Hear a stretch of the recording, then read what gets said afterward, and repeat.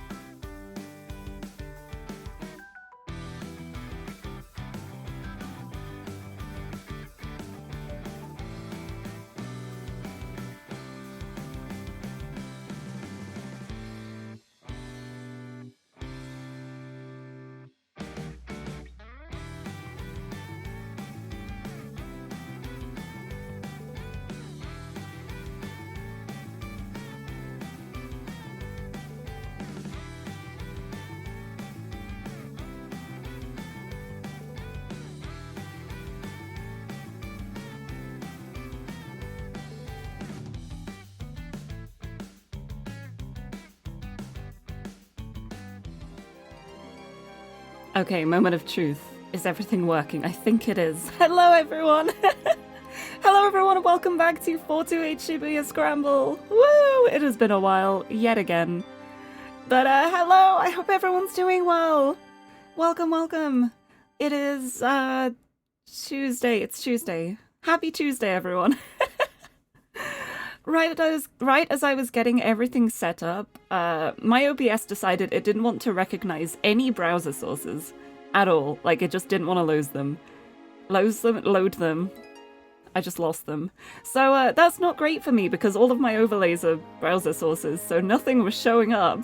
So I had to very quickly restart my computer in order to try and get it to work. And it seems to be working now, but that was a little bit of a nightmare.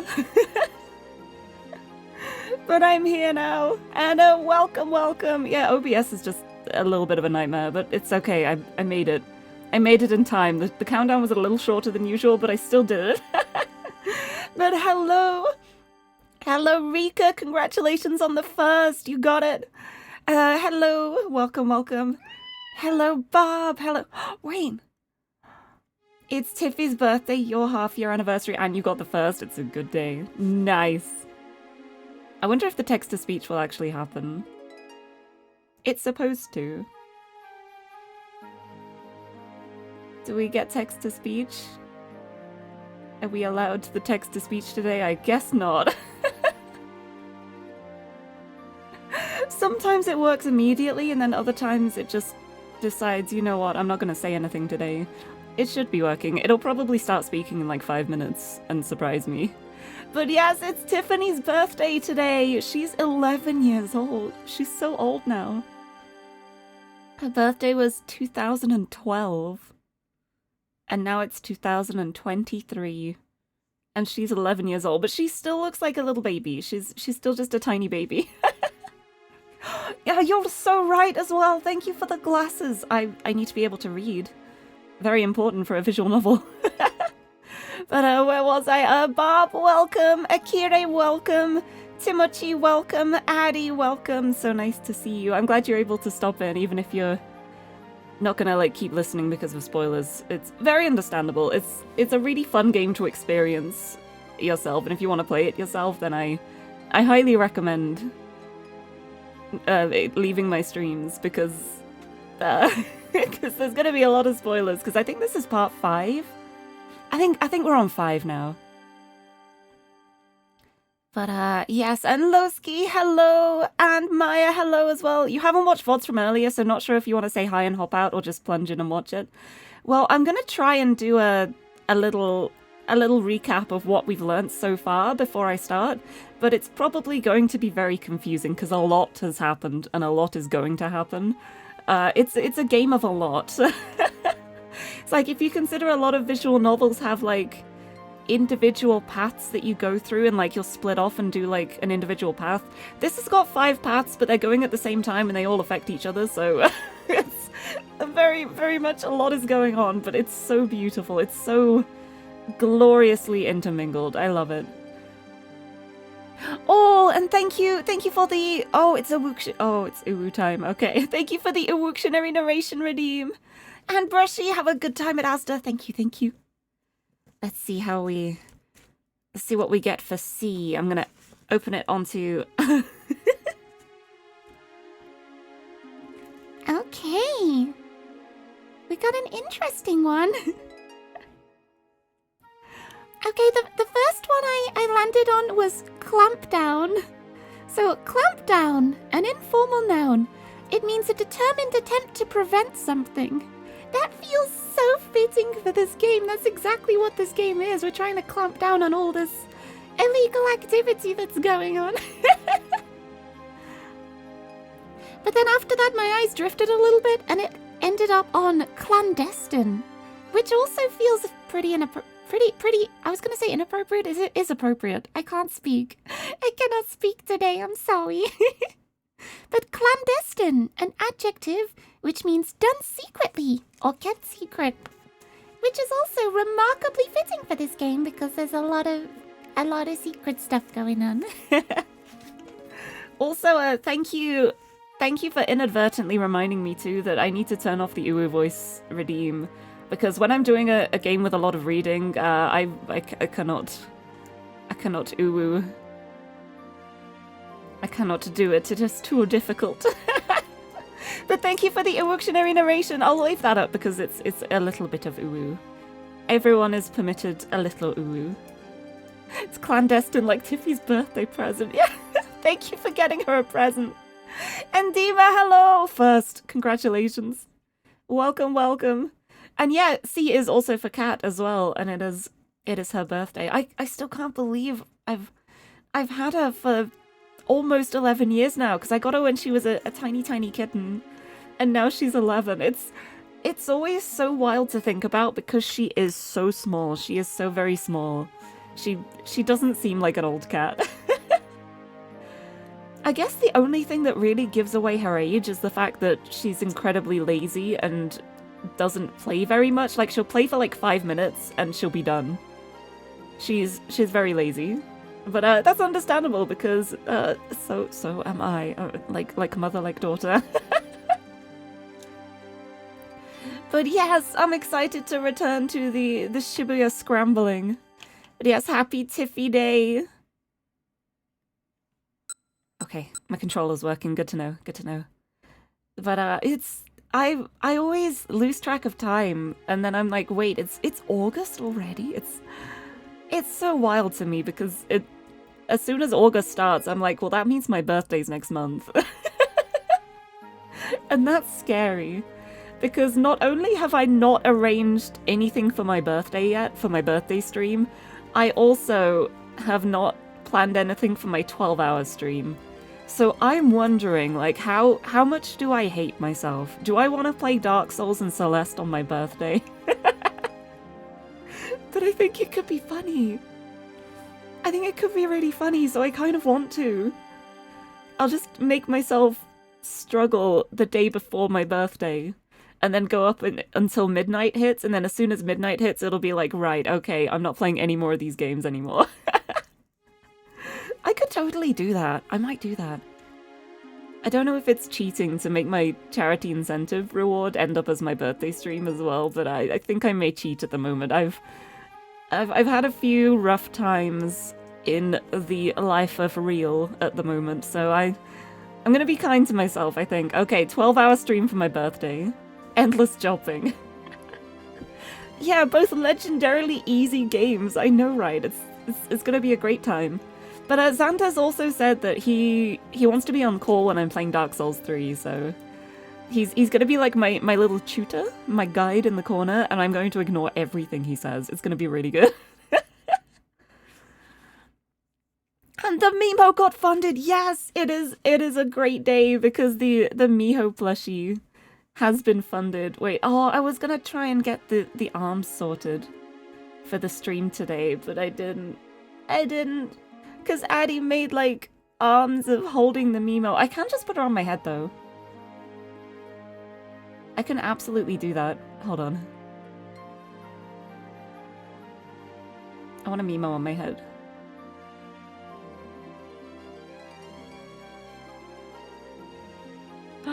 That's large. Oh, I didn't expect it to be that big.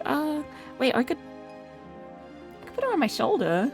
That's cute, right? Look, I got a Miho on my shoulder. Or I could like...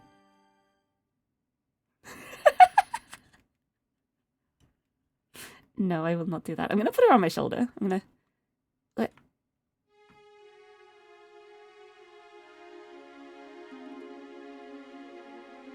Tiny little shoulder Miho. There we go. I'm gonna keep her there. My shoulder fox. Oh, your brother's finished Dark Souls like a gazillion times. It must be easy. Right! I see so many people replaying it. It must be a very straightforward, simple game to get through, right? Right? You weren't expecting what? For me to rest her on my jacket? I don't know where your mind's going. I've got a very sturdy top to my jacket. It's a good spot to rest plushies on. I don't know what you're talking about. Is Shoulder Miho more like a little devil or a little angel? I think both. She will persuade me either way, I think. I don't know. I feel like I'm the devil and the angel. I'll be here whispering things into Miho's ear like, yes, you know you want to eat the snacks. I wouldn't have to tell her that. She'd do it anyway. She can be my angel or my devil. I love her. Wait, should I have like one on each shoulder then? Like, no, I'll just have the one for now. But I love her. I'm so happy. For anyone who's curious, let me hold on. Hold on a sec. Even though it's already been funded, I still want to show the link. Give me a sec. Do you want your own Miho plushie just like this? You can order it here at Makeship for the next 7 days, 3 hours and 49 minutes. And this is a limited edition plushie. This is a limited time run. So if you don't get her now, you won't get her. But it is guaranteed to go into production because it hit the 200. It hit the 200 mark. And I am so excited. I'm so excited to have my own Mimo. I think I was one of like the really early purchases because I was like, I can't afford this, but I'm still gonna buy it anyway. That's what overdrafts are for. No, I'm kidding. Please spend responsibly. But as soon as the link came out, I was immediately just like, I need to get my order in straight away. But I'm so excited. It looks so cute. She looks so cute. Anyway, I digress. Yet again, I've gotten distracted from the scrambling of the Shibuyas. But GG, hello, here to unscramble. Yes. And oh Maya, you've never actually played any of the Dark Souls games, but played through Demon's Souls together, taking turns who controlled the character. Oh, that's great. I love that. Me and Xander used to do that a lot with a lot of video games.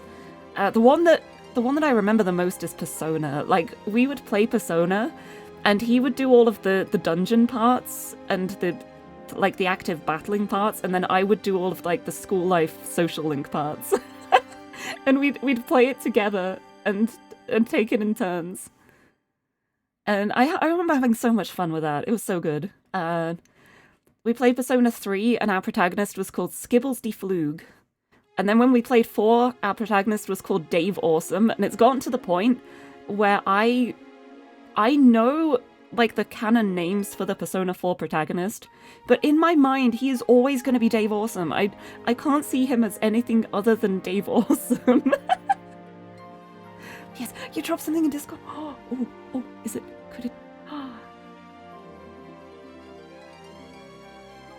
Oh my god. Oh my god, well now I have to, don't I?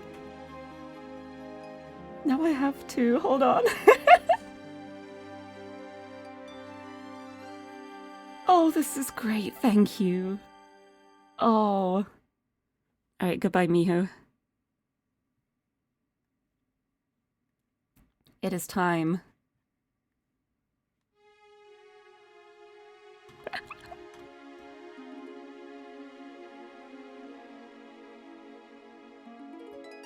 Angle.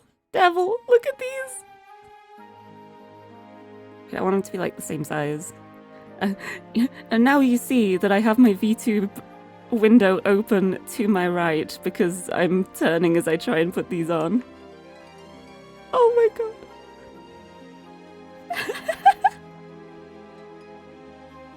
I have the devil and the angel on my shoulder. This is so good. This is so perfect. Oh, I love this.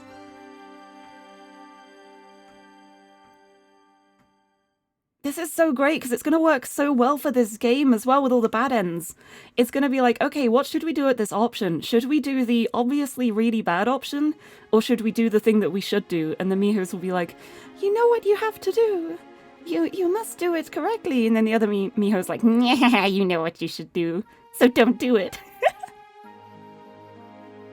Oh, I should check if the polls are working as well because Oh, I lost my poll button because this is a game where I like to play it with a lot of interactability, because one of the joys of this game is that the decisions you make really do make a big difference on not only the current path you're doing, but every other path. So every time there's a decision on the screen, even like the smallest, most I don't know what word I'm looking for here. Inconsequential. Insignificant. Insignificant is the word I was thinking of. Even the most insignificant choices can make huge, huge changes. So I like to put polls up whenever there's a choice, so all the bad things I do, it's your fault and not mine. But I made a little button to show polls and stuff, and I lost it. Where is it? Where's my button? Oh, I found it! I found it! Hold on.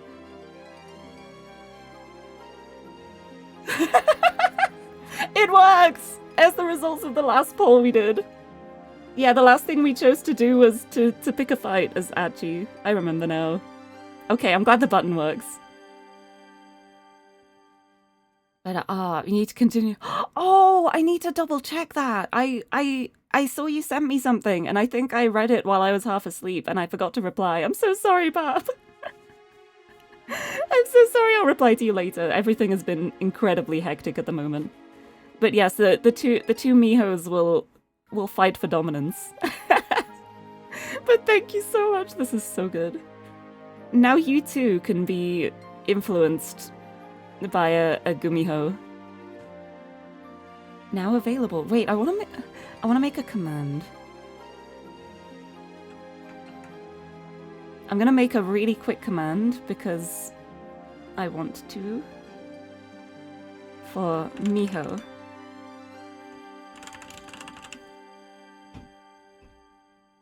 Bum bum bum bum. No, I've forgotten how to make commands apparently. Chat message. Get your Miho plushie here for the next 8 days.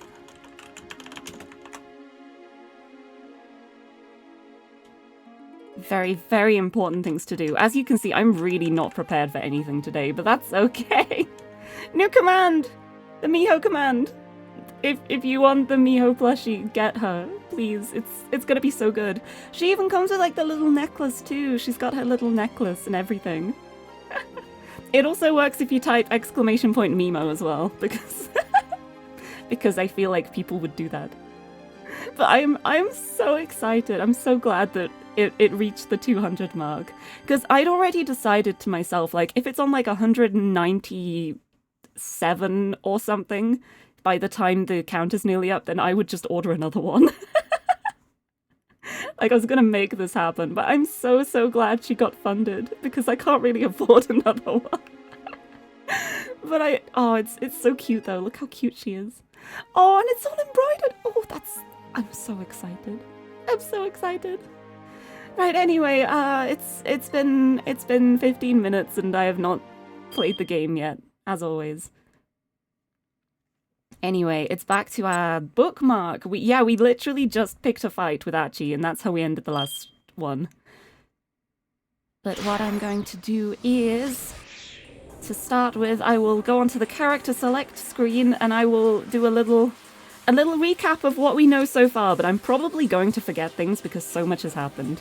But yes, Addy, this is the spoiler warning. If you don't want to get spoiled for this game, I'm going to be going through the first time block and tutorial time block and what happened. But yes, thank you so much for stopping in, and thank you for my angle and devil.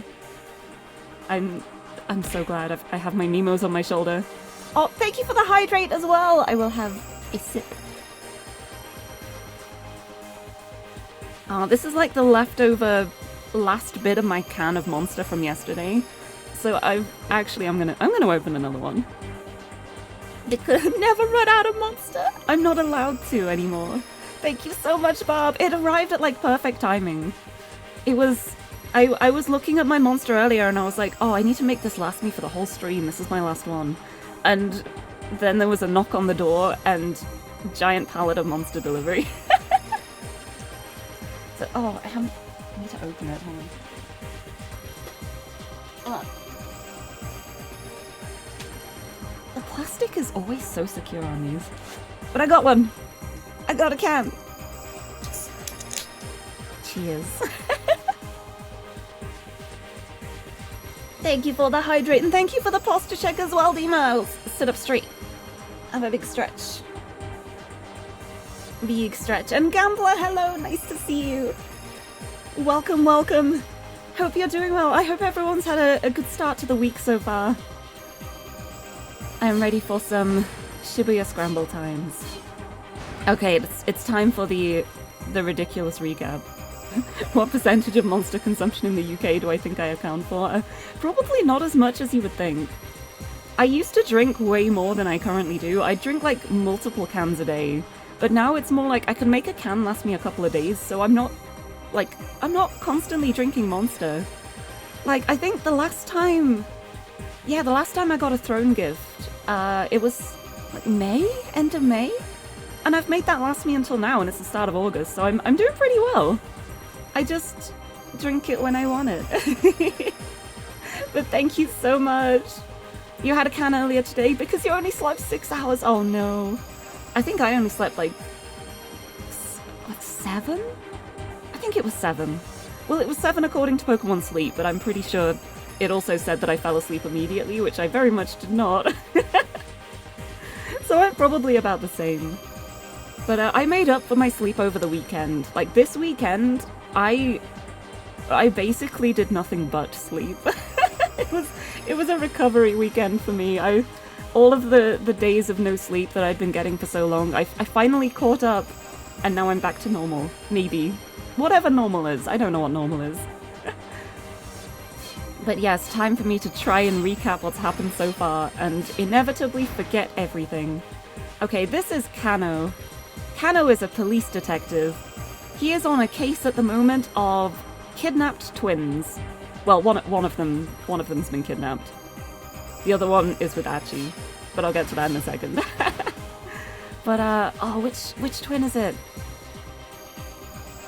The two twins are called Hitomi and Maria.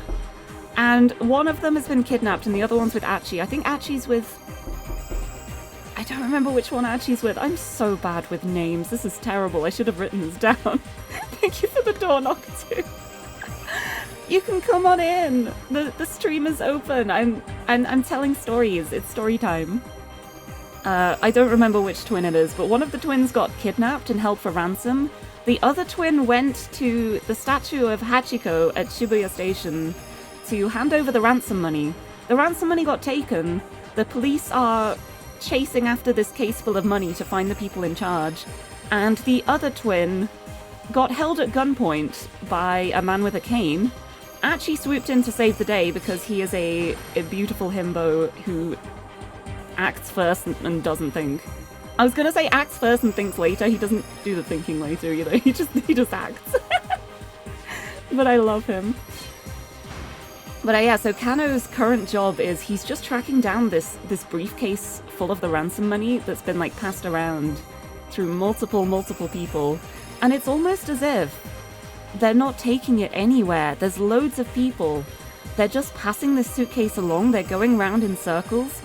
It's almost as though they're trying to distract the police and tie up all the police forces for some unknown reason. I don't know why any criminal would do that, do you? But yeah, he also has a little side plot going on where he has a fiancée called Rumi. I think it's Rumi. And he's not gotten permission from Rumi's father to marry her, but he desperately wants to get permission for that. But Rumi's father is here right now on this day while all this kidnapping stuff is going on and wants to meet him right now. We got a lovely bad end last time where Rumi's father just gave up waiting and left, and Kano was so distraught that he just quit being a police officer and they lived a lovely little life on the farm, and that was the bad ending. He just gave up on the entire case. So yeah, that's Kano's backstory. And then we have Achi. Achi is... most people would look at him and think he's a street punk. It's kind of correct. He formed a gang. The gang was intended to clean up the streets, literally, by picking up trash. And then obviously all of the other teens in the gang were like, well, this is boring, we want to do fun stuff. And they turned into an actual gang. So now Achi's not part of it anymore because he just wants to pick up trash and clean up the streets. But he's one of my favorites. He does not have a single brain cell, and I love him. He's the type where he's always got the best intentions, but he doesn't think through what his actions could do, so he just kind of jumps into things. And that is how he ended up saving... I'm pretty sure it's Hitomi. I'm pretty sure Hitomi is the twin that's with Achi. He swooped in to save her because he saw her being held at gunpoint. So now they're on the run. Hitomi, of course, is trying to track down her twin sister, who's been kidnapped and held for ransom. And we got a bad end where there was a blue van with a bunch of the bad guys in, and they beat up Achi and left him there. There was also a bad end where a cockroach fell on Hitomi. She died, and Achi swore to get vengeance on the filth of the world in her name. That was another bad end. There's so many bad ends in this game. And then we move on to this beautiful character. This is Tama. She's in a cat costume. She's stuck in a cat mascot costume. She can't take it off because the zip's broken, and the rental costed a lot. And she doesn't remember anything. She doesn't even remember her name. She just called herself Tama because it's like a cat name.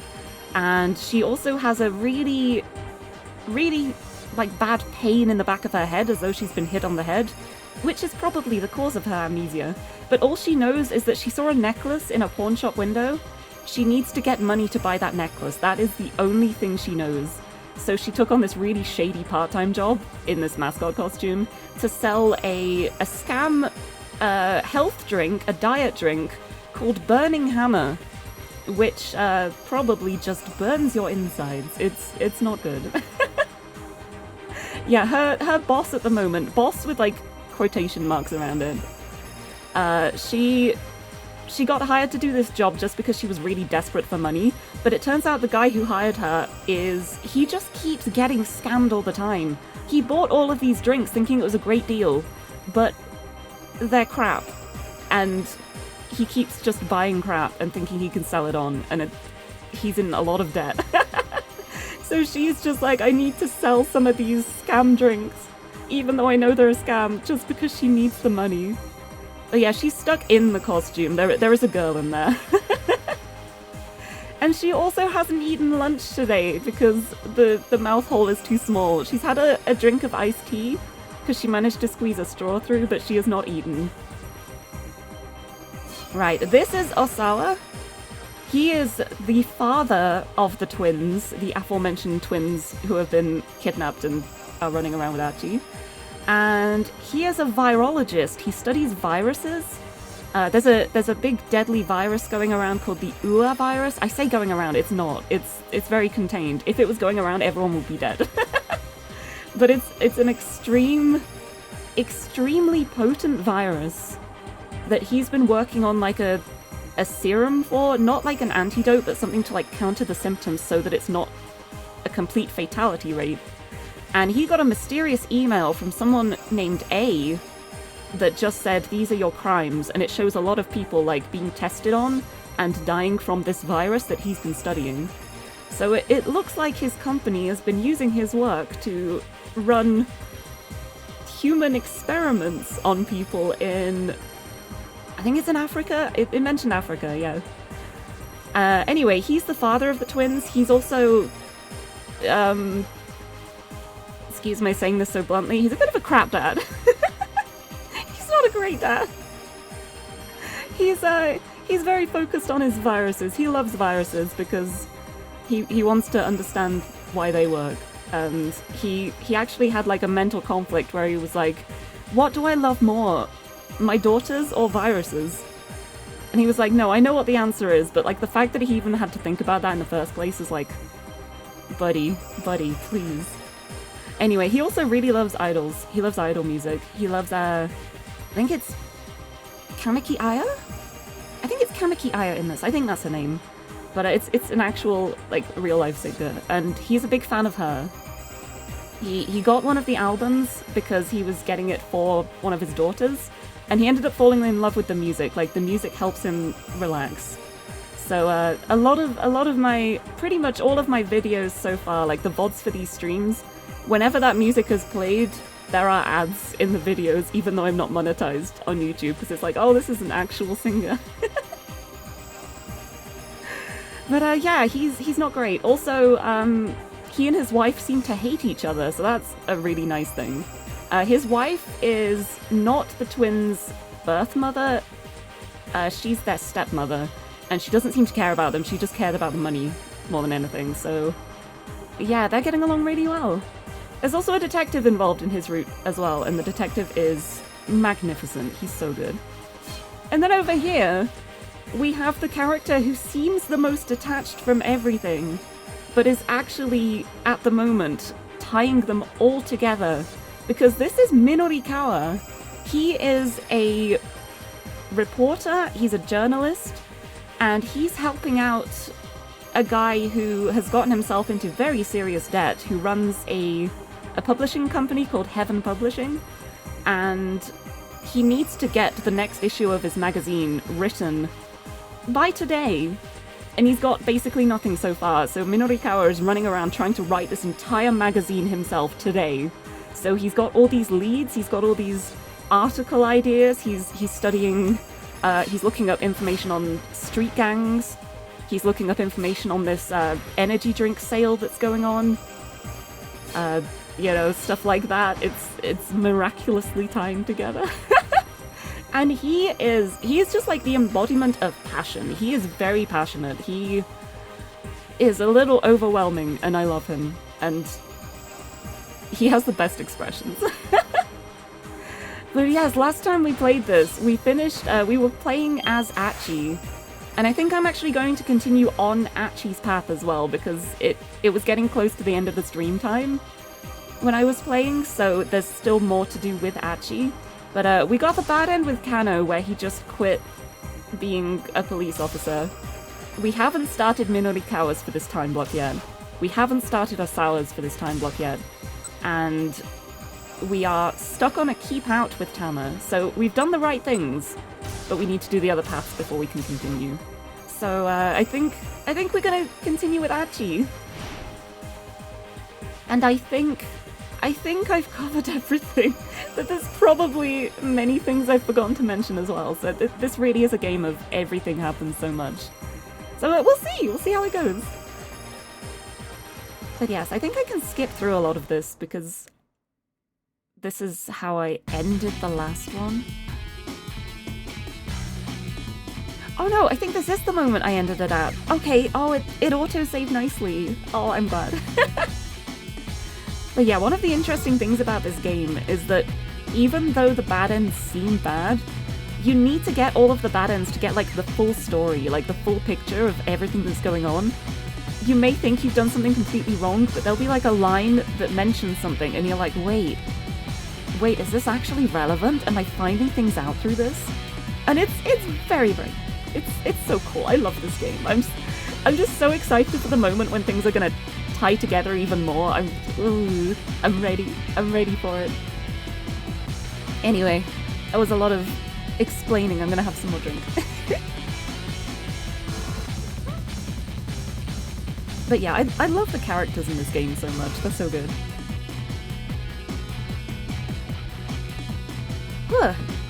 Okay. Achi time. The return to Dogenzaka became an impromptu environmentalism lecture. Hitomi continued until she'd exhausted her ready knowledge. Okay, it is Hitomi. I thought it was. Hitomi is the twin that is with Achi. Maria is the twin that's been held for ransom. I just don't get it, Achi grumbled when she paused at last. I mean, why is it a bad thing if the planet gets warmer? Wouldn't that make winter in places like Hokkaido way easier? No, you see, because if the whole planet gets warmer, it'll cause the whole ecosystem to collapse. Achi racked his brain. And the ecosystem is what again? Is that like a solar system? I love him so much. I love him. He's trying his best. Images of the cosmos filled his imagination. No, not really, Hitomi said. So, is it more like a sound system then? Not really. Oh. But anyway, you're saying the problem is with the, what was it again? Carbon, dioxide. Yeah, that stuff. I'm gonna have to cut down on that. Yeah, actually, just breathe less.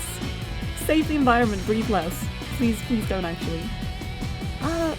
Sure. That settles it, Ashi declared proudly. No more soda for me. Soda? Hitomi asked. Yeah, it's carbonated, right? Hitomi burst out laughing. What? I'm serious, you don't think I can do it? I'm sorry, Hitomi said, catching her breath. It's just... Her face froze, her mirth abruptly vanishing. Jack, hello, nice to see you. Welcome. You're just in time. Achi is being smart, as always.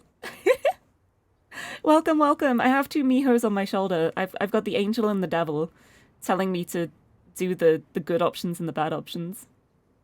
Yeah, just eat less legumes. Your keychains arrived today! Oh my goodness, I'm so glad! Yes!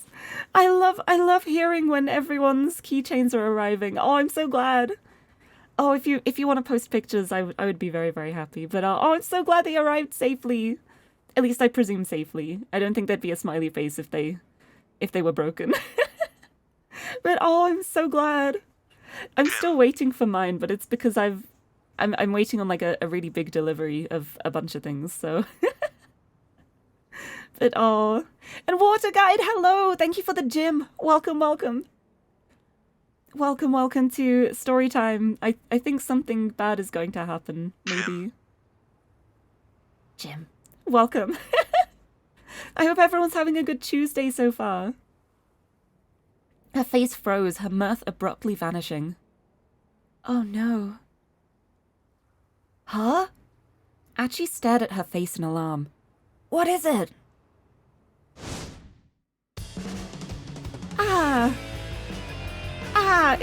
It's the man with a cane and a gun who held her at gunpoint. Of course it is.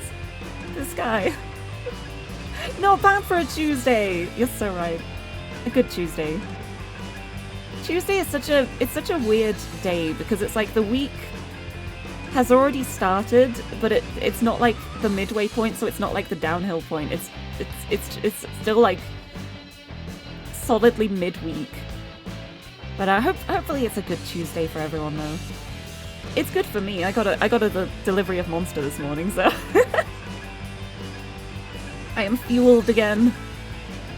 He turned his attention in the direction Hitomi was looking.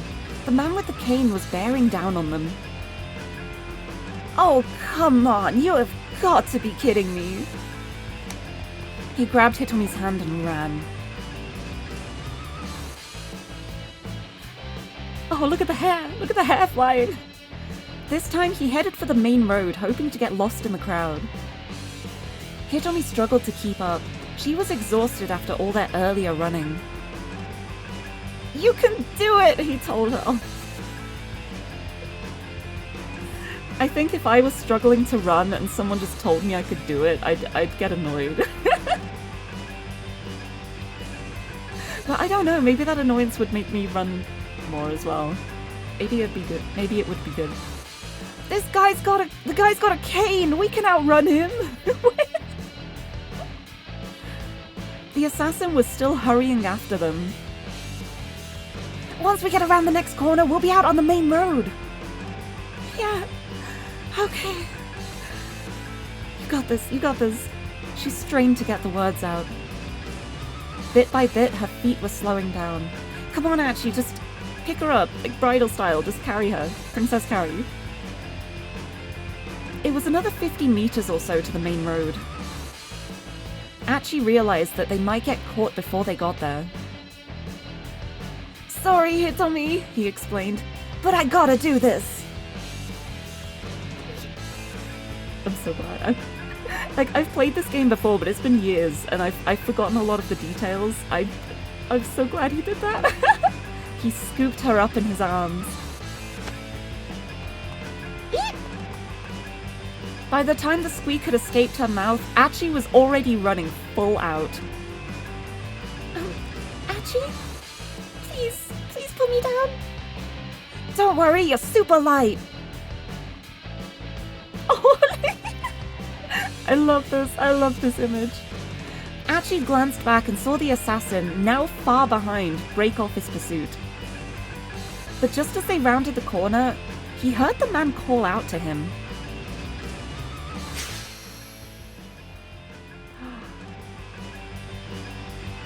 He does have a gun. He does have a gun, that is very true. Achi almost stopped on reflex. Hold on. Did he... Wait, did he just shout my name? Wait? How the heck does he know my name? Quaking with unease, Achi slipped into the crowd. Who is this guy?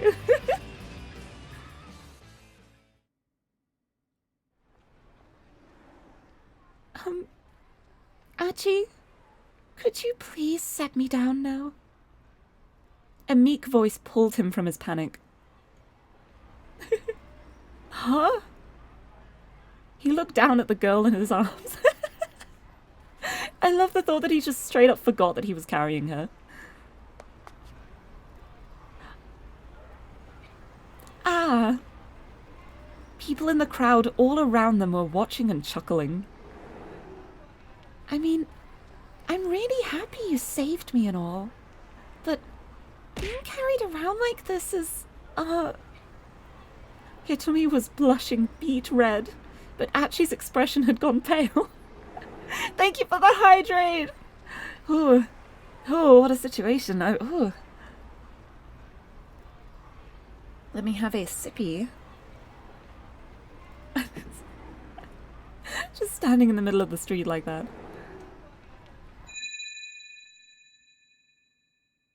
Achi, wait.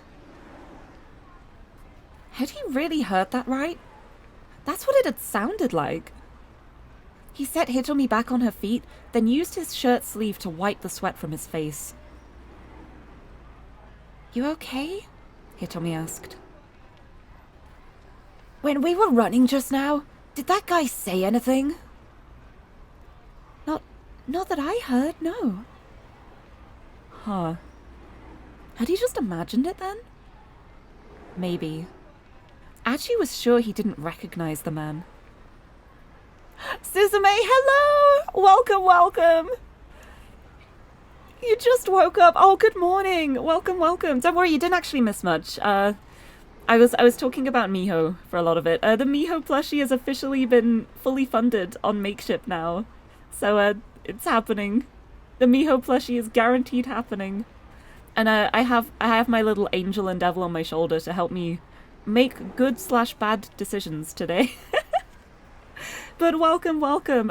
It's mostly just been me doing a recap so far.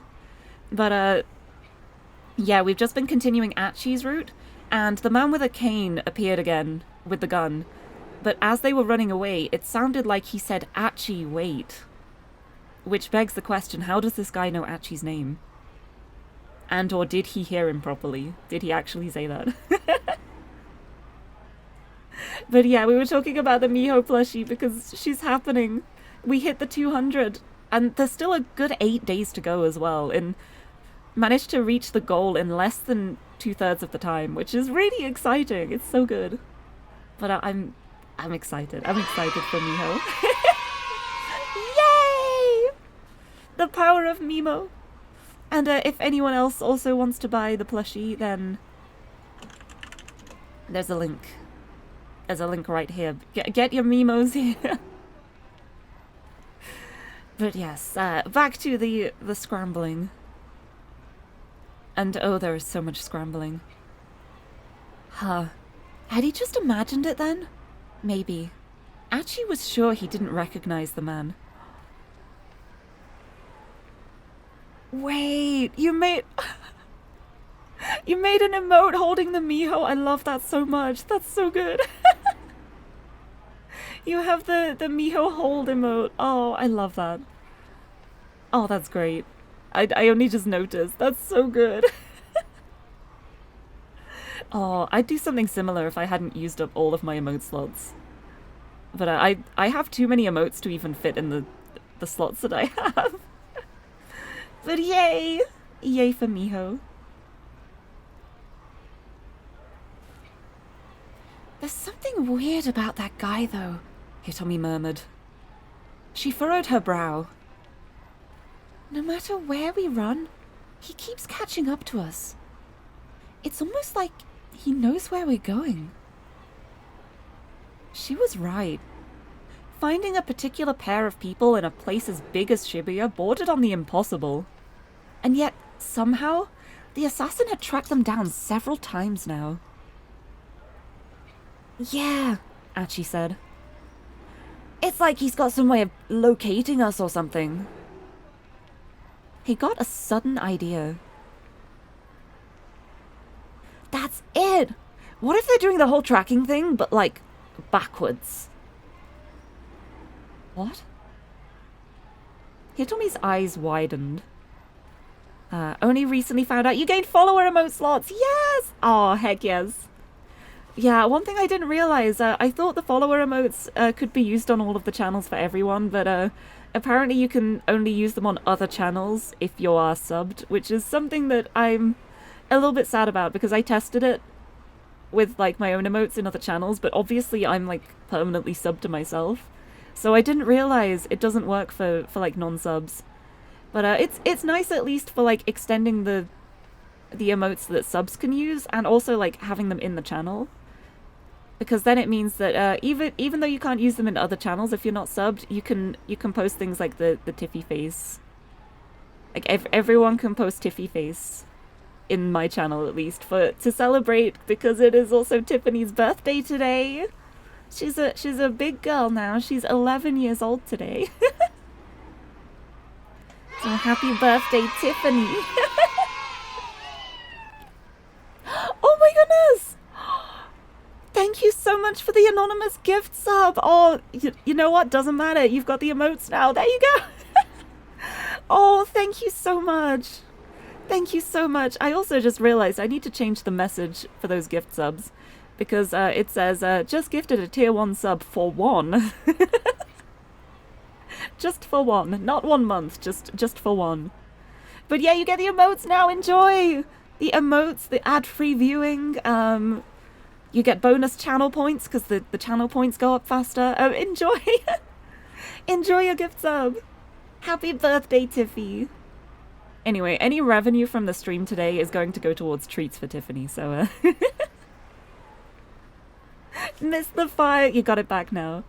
Although you can just type arson in the chat and it'll show up.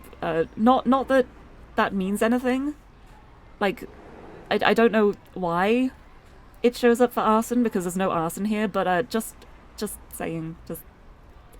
Anyway, what the heck is Archie even on about at the moment? The whole tracking thing, but like backwards? Okay, so you know how in police shows they always stick a tracking device in the bag with the ransom money? Like that, but backwards. Okay, tracking device. We got a tooltip. Okay, so backwards isn't the right way to describe this, but Archie doesn't realize that. He does seem to know what a tracking device is, at least. A radio transmitter that can be located by the signal it emits. The Japanese police sometimes refer to this as a beeper, not to be confused with the English slang term beeper, meaning a pager. Nice. So maybe she has a tracking device on her. Please don't. She's gonna get a lot. Just saying. Okay. Well, I do want to buy her some more treats anyway as well, though. Like, not just treats in a food sense, but she definitely needs more, like, toys and stuff to scratch on. So there's a scratch tunnel we got for her last birthday, and it has basically fallen apart. So we're planning on getting another one of those, but we had to put in a click and collect order at our local shop to pick it up. So we're not getting that until Friday, but she is going to get a little scratch tunnel. So if there's any revenue in the stream, that can go towards the scratch tunnel, which I'm sure she will be very happy with. Well, yeah, exactly. I didn't start the fire. It was always burning since the world's been turning. Definitely wasn't me. It's all coincidence. Anyway, tracking devices. Backwards? Yeah, like, instead of putting the tracker on the money, they put it on you. Hitomi frowned. I don't see how I could possibly have a tracker on me, she said. I mean, I'm just wearing my clothes from home. Oh. Huh. Well then how is he doing it then? Barely a moment passed from the moment he got the words out of his mouth. He keeps finding them! He keeps finding them! Once again, the man with the cane stepped out on the road ahead of them. I guess it's brandishing his gun in broad daylight? As you do? It really did seem as if he'd known exactly where they were going to be. Also, I don't know if it's just me, but like, the poster in the background, it kind of looks like Avril Lavigne. It's just me anyway. It really did seem as if he'd known exactly where they were going to be. How the hell is this happening? Archie groaned. He reached for Hitomi's waist, ready to pick her up again. It's okay, I can run by myself. Yeah, I know, you'd think it would cause a bit more of a stir than this, like, especially because this is like 2009 as well. Like, this game was made in 2009 and was meant to be like a modern day kind of thing, so I think there would be quite a stir if a guy just pulled a gun out in the middle of a busy street. Achi took her by the hand instead, and they raced into another alley.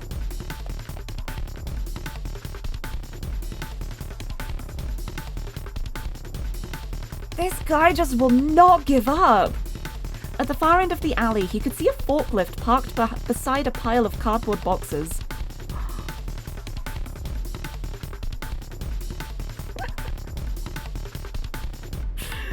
Oh. Oh no. Okay, we got our first decision coming up. Anyway, who remembers from last time what building had a bunch of cardboard boxes outside of it for a sales event? Just out of curiosity. And yes, he's Achi. It is poll time. It's poll time. Right, let me get this poll up. We have got what do, throw them, forklift. Here we go. The poll is up. Here's the poll. What do we do? Do we throw the boxes or are we going to drive a forklift? Bearing in mind, I don't know if Achi knows how to drive a forklift. Also, it's, yeah. You know what? This is what I was expecting. Here we go. We got little devil Miho going, yes, you know you want to drive. You know you want to. Yeah, it looks like the forklift is winning. I can't imagine why. My god, it's on 88% forklift. Yeah, dude's got a gun. I'm throwing boxes. Yeah, I feel like forklifts are actually quite difficult to drive. Like, it's not the kind of thing you can just hop in and speed off, I don't think.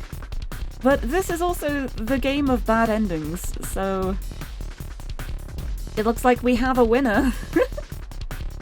We are going to hop into the forklift and drive it at the assassin. I don't see how this can go badly. In we pop. Oh, he's in! This ends now! Achi leapt into the forklift and hit the ignition. The engine roared to life. He lowered the forks and stepped on the accelerator, picking up the pallet of cardboard boxes as he charged towards the man with the cane. I guess he does know how to drive a forklift. Wow, Achi is a man of many talents. Yeah, he's doing it. The tower of boxes struck the man with a thud. Achi kept accelerating, driving him back a good 10 meters or so. I can't believe Achi is forklift certified.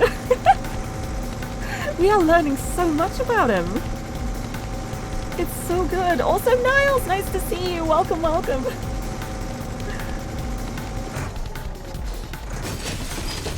Oh! The gunman let out a low grunt at the impact. Achi then hit the brake, shifting back into reverse, and hit the gas again, backing up as fast as he could. I just realized you can see the little arm with the gun pointing out from, like, under the boxes, like at the bottom left. His arm's just sticking out. Yeah, exactly! The fact that the keys were just left in the ignition like that is a little bit worrying when you think about it. Like, anyone could just hijack it. The gunman let out a low grunt at the impact. Achi then hit the brake, shifted back into reverse, and hit the gas again, backing up as fast as he could. The boxes crashed down in a heap, burying the assassin underneath. Several small bottles spilled from the broken cardboard and shattered on the pavement.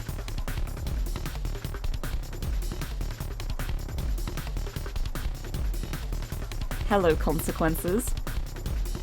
It's not like anyone needs these or anything. It's probably fine. Hey! What the hell are you doing? A middle-aged man in a sanitation uniform had come running at the sound of the forklift. Sorry, man, gotta run! Achi exclaimed as he jumped from the vehicle.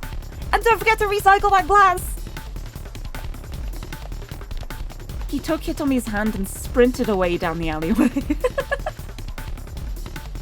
shot here with just hand with gun. The sanitation worker glowered after him, then turned and gazed despondently at the jumbled pile of boxes and broken glass. Yeah, I just made his job a whole lot harder.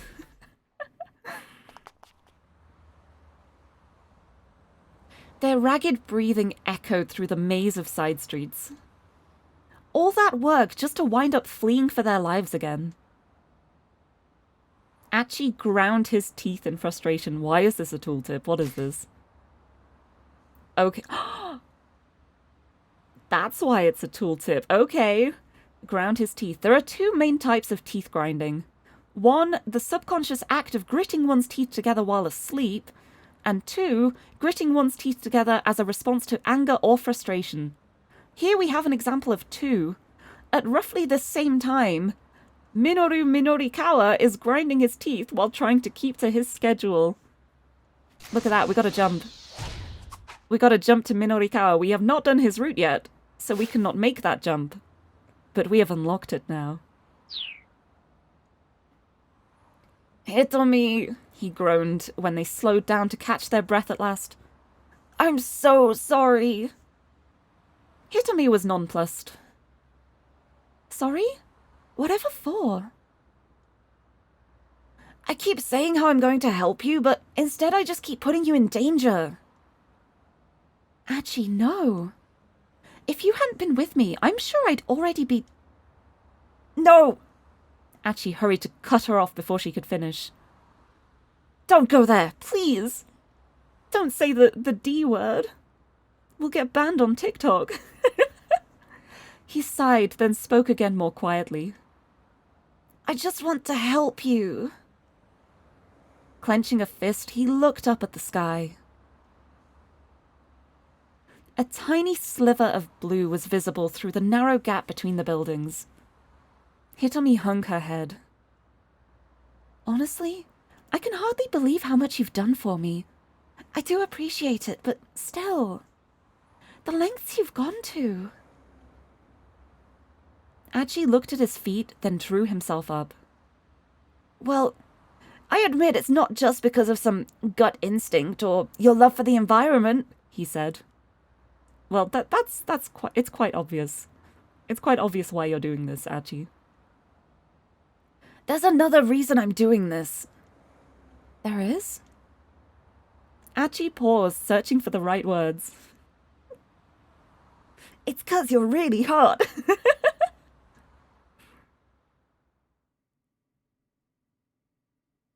It's not that. I'm so sorry. I'm so sorry for cheapening you, Achi. Of course it's not that. Oh no, I feel bad now. I've got a little sister. Her name's Suzume. She's cute and smart. Kind of the exact opposite of me, you know? No, he's cute and smart. His voice took on an uncharacteristic solemnity?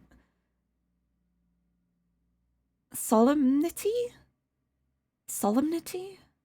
Hold on, I'm going to look that up in my dictionary. Solemnity. It is very solemn. Solemnity? Solemn. Where is solemn in my dictionary? Solemnity. It is solemnity. Okay, there we go. His voice took on an uncharacteristic solemnity.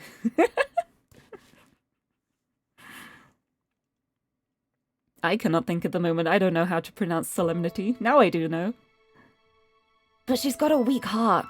So she's in the hospital. Achi backstory. Oh. Oh no, not the sad music. No.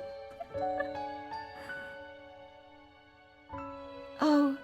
I'm so sorry to hear that. But what does that have to do with wanting to help me? Back when Suzume was first admitted, I'd go and visit her every day. But she what? She's got a book. Achi, you don't need to come visit me every day, you know.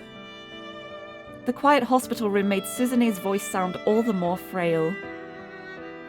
What are you talking about? Achi said. You know I'm worried about you. I'll be fine on my own, really. Achi had heard that line before. The more she insisted she was fine, though, the more reluctant he was to leave her. Besides, aren't you the amazing guy who helps hold Shibuya together? They need you out there. Achi didn't know how to respond to that. Much as it was flattering to think he played some important role, he was really just hanging out and goofing off with his pals. It certainly wasn't anything for his sister to be proud of. Suzume, that's almost Suzume. Except a different character. But yeah, backstory. Last time we got backstory, a cockroach got someone killed. Wait, you're right. Oh no.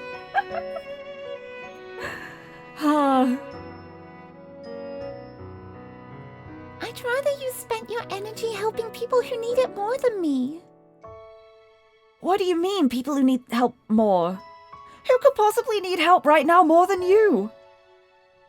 Achi scratched his head in confusion, and his sister gave him a weak, tiny smile. You'll figure it out, she said. I'm sure they'll find you soon enough. But I'm gonna be here with you. No. I'll be fine. Suzune's face was pale, but her tone was firm. My big brother is gonna be out there doing his best to help people. That's what makes me happy. That's what keeps me going. Her voice was clear and unwavering, as if to head off his rebuttal. All right, Achi said with a reluctant sigh. So then, I guess, I'll just go out there and help people who are in trouble? Satisfied, Suzume smiled. Thank you. And can you promise me one more thing? Thank you for the hydrate and posture check. I will have a big stretch. Sit up straight. And have a sip of my drinks.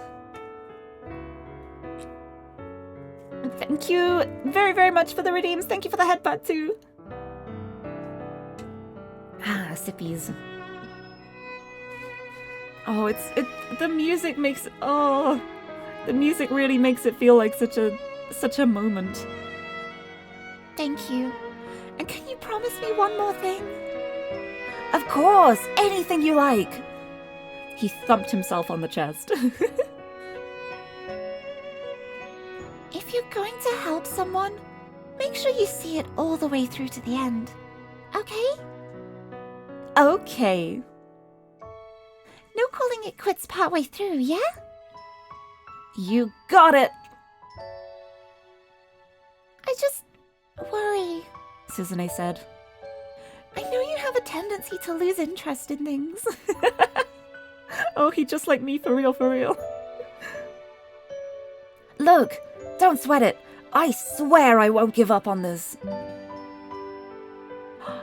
Oh wait, he pinky promised. He can't give up on this. Achi stuck out his pinky finger. But I want you to promise me something in return.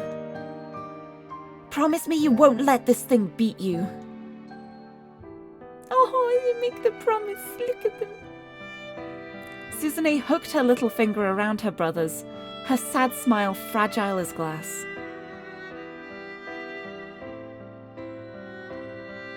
They promised. He made a promise. He can't go back on that. And so there you have it, Achi said. Kind of a rubbish story, I know. Not very funny. It's not meant to be funny. You don't have to worry about a story not being funny to tell it, Achi, please. Brinley, hello! Welcome, welcome! Yeah, expecting violence got sad times. Yeah, it's emotions.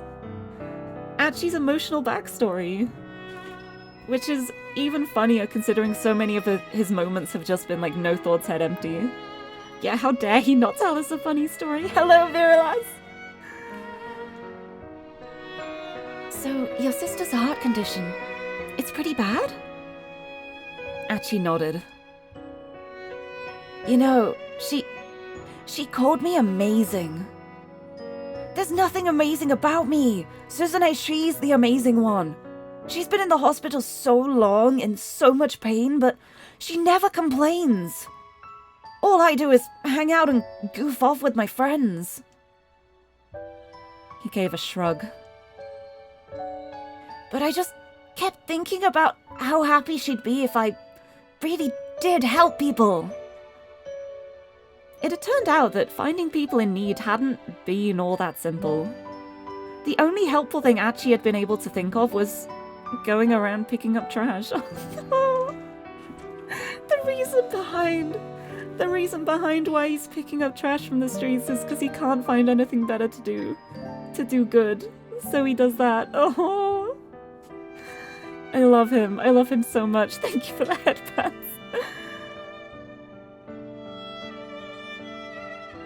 And that's why Suzune's idiot brother left SOS to be Shibuya's garbage man. Headpats for Achi. Wait, I should have done. I changed the screen. No! Did your friends know? Hitomi asked. About your sister? I didn't tell them.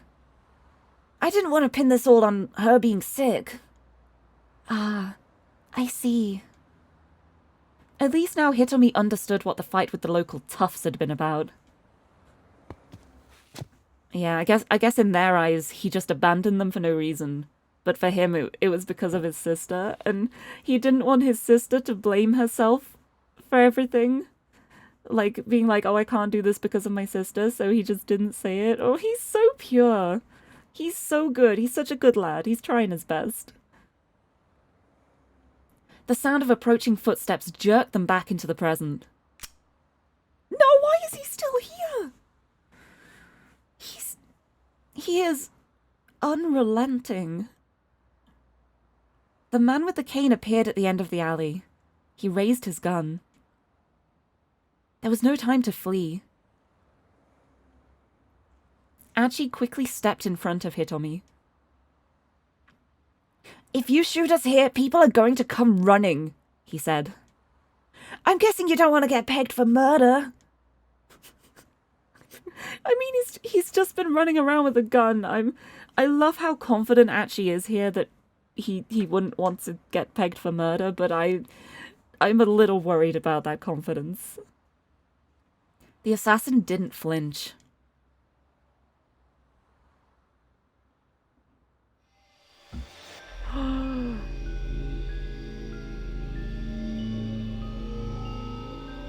Stay out of my way, Achi.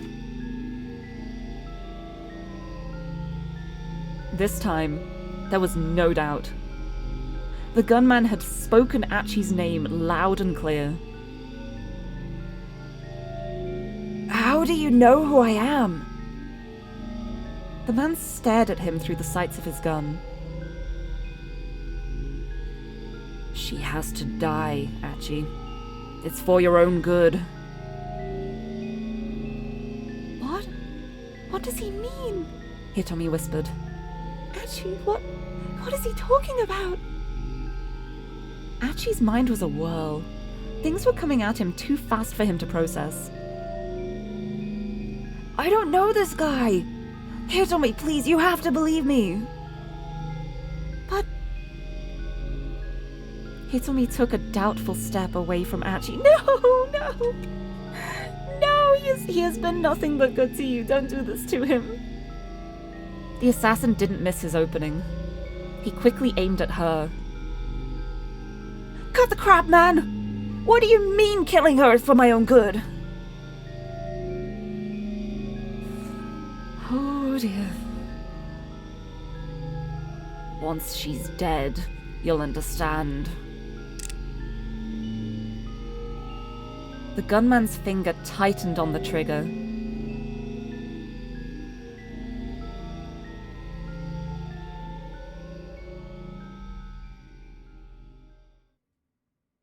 To be continued.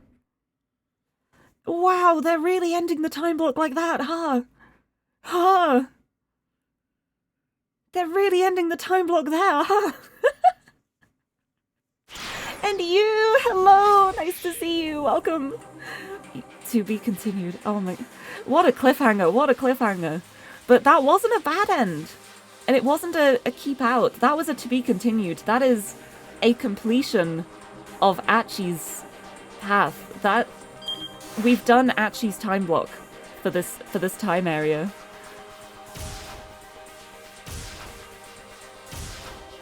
Right, so now that means we've got Kano's bad end, which we can't figure out a way to deal with that yet. We've got the to be continued. We've got Tama with the keep out, and then we haven't started Minorikawa or Osawa yet, so these two are the ones that we're gonna have to look at. So I guess throwing the boxes would have actually been a bad end. I mean, that's, you may think that, but it might not be. That might still continue Achi's path, but it might change something in another character's path. In which case, even though we've reached the end of Achi's route, we might have to go back and change it if it means things going badly for somebody else, like Tama, who kind of needs those bottles. So, so it's like, even though you make a decision, you think, oh yeah, I made the right decision here. Yeah, this was a good thing to do. It might turn out to bite you in the butt later on, and you have to wiggle things around like once you've done more. It's what makes this game so cool, because sometimes you don't even realize the consequences of what you've done until you continue on with someone else a bit further, and it's like, oh wait, I did that. It's so fun. But yes, Tama has the keep out, Kano's got the bad end, we're finished with Achi, so it's between Minorikawa and Osawa. Who do we want to check out first? Bearing in mind, we've got the jump to Minorikawa's route, so we'd be able to jump to there if there's a keep out point, but we don't know where the jump to Tama's route is going to be. It could be either of them, so it is time for another poll. And the poll should be up. Whomst! Whose path are we doing? Who are we checking out? We've got Minorikawa, the journalist who is struggling to cover everything in Shibuya in a single day to write an entire magazine. And we have Osawa, who is the father of the twins, and studying viruses, and it looks like his starts with a flashback, because it says 2 years ago with Mario. But yeah, one of the things I love the most about this game is the fact that the structure is so clever. Like, I've not seen a visual novel that works like this. Oh my goodness! Rika, thank you so much! Thank you for buying Tiffany a rainbow! Oh, she's gonna be so happy with that. She loves those rainbows so much. Thank you for Tiffany's birthday present. Oh, it's a tie. It's a tie. You know what that means. You know what that means. You might not know what that means, but I know what that means. It means it's time to get my click-clacks out and roll a die. Yeah, the ties kept happening last time, and it got to the point where every single one was a tie. So I have said, if there's ever a tie in the poll options, I will just roll a die. And whatever the result is on the die will be which path we do. Okay, so I've got a d20. Odds, it's Minorikawa. Evens, it's Osawa. Let's see what I get. It's a 17! We're going Minorikawa first! I got an odd number. 17's a pretty good roll as well. Nice. I'll take it. But Erika, thank you so much for the rainbow for Tiffany. She's gonna be so happy. Yeah, nat 17. That's without any bonuses. Pretty decent roll. A good d20. I like this one. But yes, let's hide the poll. It looks like we're checking out Minorikawa's first. And oh wait, yeah. He just did the interview with Achi's dad at Endo Electronics and was informed about the surveillance system around the entirety of Shibuya. Like, there's loads of surveillance cameras. So I think he's going to follow up on that lead now. Minorikawa time. Surveillance cameras. She's gonna have so many toys. She's gonna be so spoiled. I'm so excited. Happy birthday, Tiffany. My old lady cat. Minorikawa stood on the sidewalk weighing his options. Chiaki's phone call had thrown him for a loop. He had expected her to be anxious about doing interviews, but wow, she was a real basket case. God, you're so rude. She is doing you a favor here, buddy. Like, there's no need for that. Still, that didn't change the fact that he had a schedule of his own to keep. The surveillance camera story had to be his top priority. Chiaki would just have to find some way to fumble through things on her end. He headed on down Dogenzaka, scanning his surroundings as he went. Camera! Would you look at that? There were cameras set up on streetlights all over the place. Oh yeah, they're everywhere. Ooh! There were so many, it was hard to believe he'd never noticed them before. One over there, another just over here. Electronic eyes peering down on passers-by from high above, where they were tougher to spot. Just how were the people who came to Shibuya reacting to this situation? Hey! You there! I forgot how much I love his music. Oh, this game's reminding you need to finish playing Neo The World Ends With You. I need to start playing that. The World Ends With You is one of my favorite games and I still haven't played Neo yet. I have it, I just haven't played it. So many good games set in Shibuya. Oh, listen to this though. Minorikawa called out to a man riding by on a bicycle. Hey you! Stop! The man brought his bike to a sudden stop. Who is this man? We know this man. We recognize this man. Taisei Yasuda, proprietor of a knick-knack shop in Udagawa-cho. It's the word proprietor again. This word keeps coming up in this game. Roughly 30 minutes earlier, while he was wandering around the JR tracks picking up lost and abandoned items, Achi foisted off his trash onto him, and so he's in a bit of a foul mood. Since then, he's been going along on his bicycle, still picking up things from the roadside. There's a trunk on the back of his bike where he stores his finds. Yeah, this is the guy who Achi gave his bag of trash to. Huh? What's the matter? He asked. Hi! The name's Minoru Minorikawa. I'm a freelance writer. Okay. I'm just doing interviews for a magazine and I'd like to talk to you. A magazine? Which one? 4-Star General Gossip. Minorikawa did his best to sound proud of the Gossip magazine, yes. Oh. Well, I'm actually in a bit of a hurry here. Minorikawa soldiered on. See that? Papa. He pointed at one of the nearby surveillance cameras. What? The man asked. The blimp? A massive blimp was indeed drifting slowly overhead. Huh. Blimp. It is Kamiki Aya, there she is.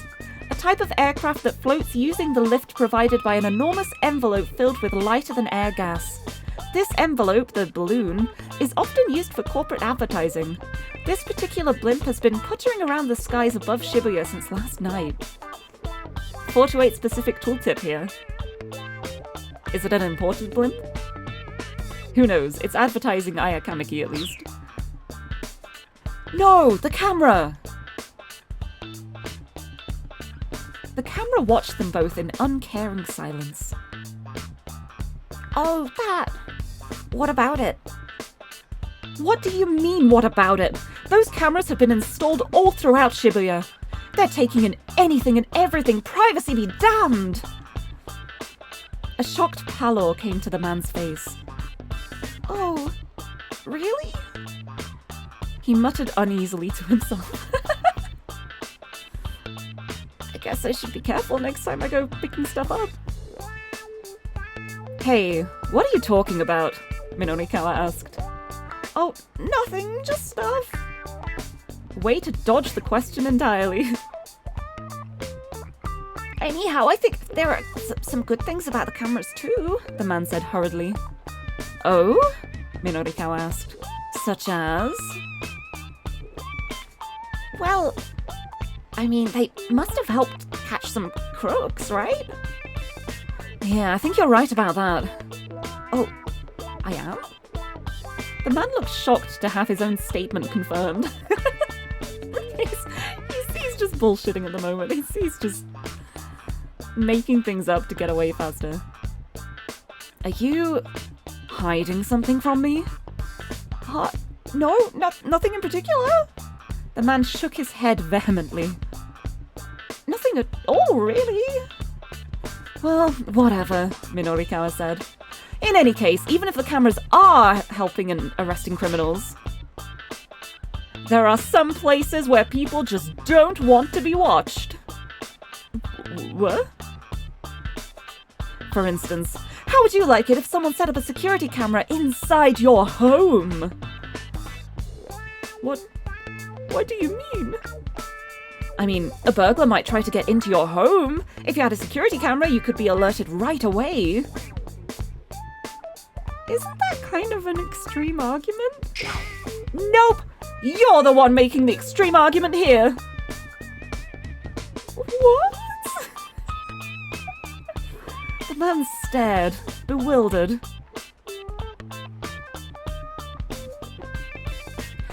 You're saying it's okay for folks to film people around town as much as they might like, but not to take a look inside people's houses.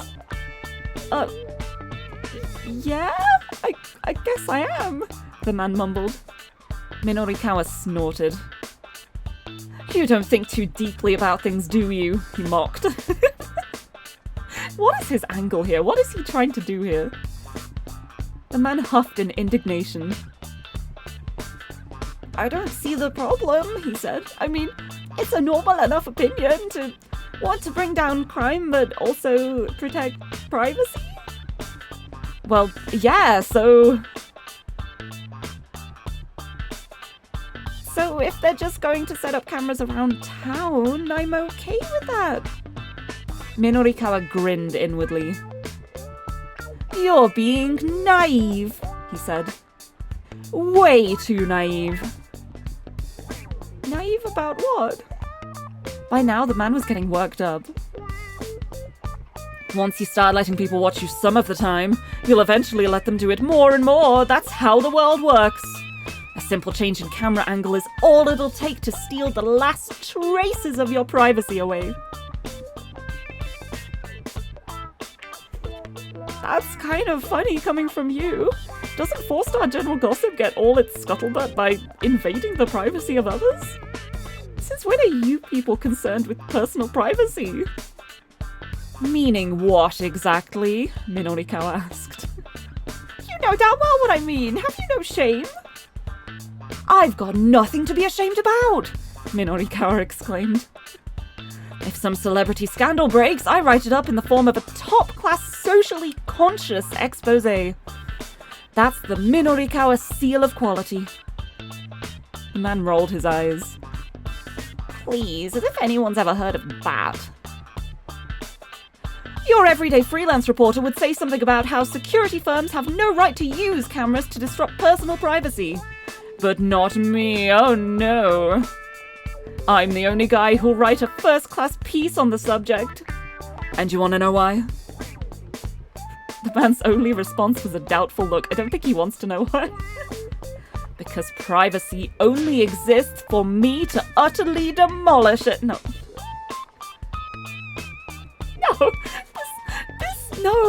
No, this is not the angle you want to go. Buddy, no.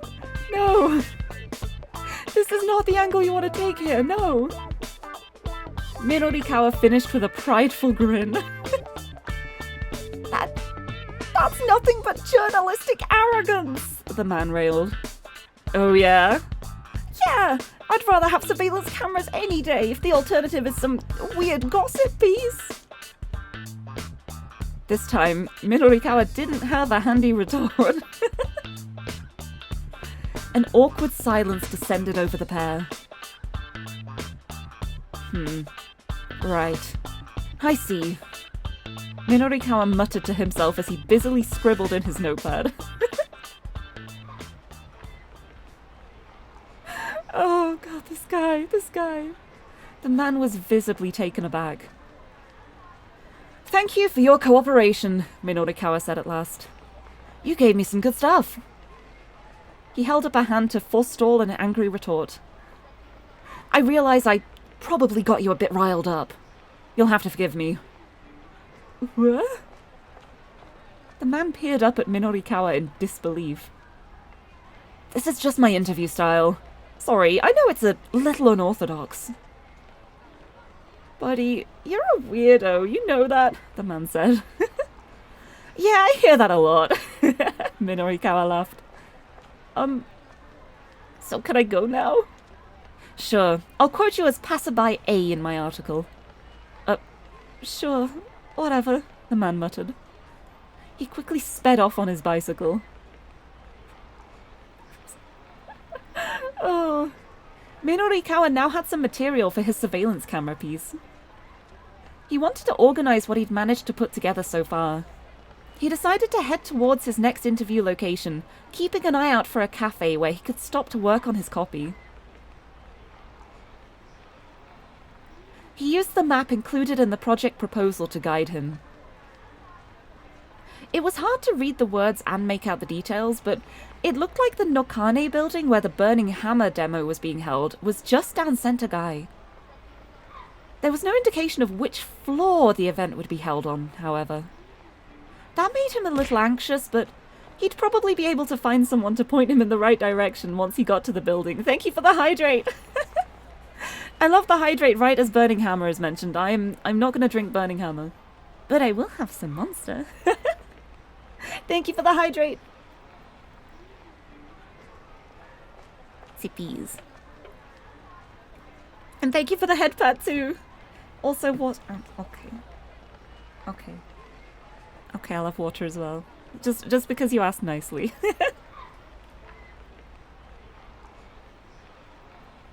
Okay.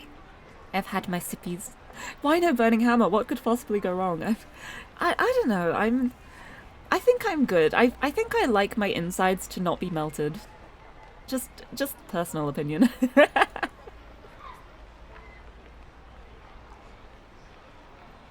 Aha! He spotted a cafe up ahead. Coffee, please! He shouted as he strode inside. He slumped down in an open chair. Hopefully he'd be able to hole up in here until 1 o'clock, working on his article.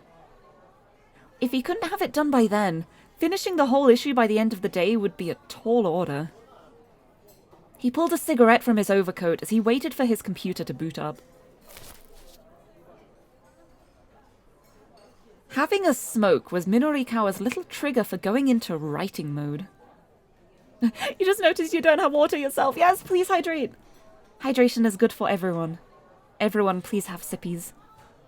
Anyway, Minorikawa's writing mode is also a tooltip. Writing mode. The state of being in a mood to write some text. As Minorikawa goes about his job, he switches between writing mode, interview mode, food mode, and sleep mode.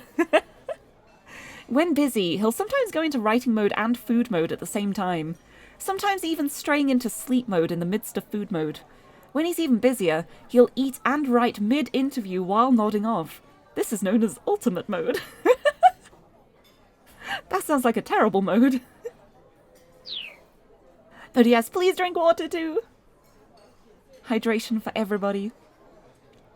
He stuck the cigarette in his mouth and lit it up. With the first heavy draw of smoke, he felt his mind focus.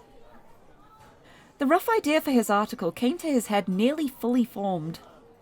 All he needed to do now was get it all written down. Finally, his laptop finished booting up.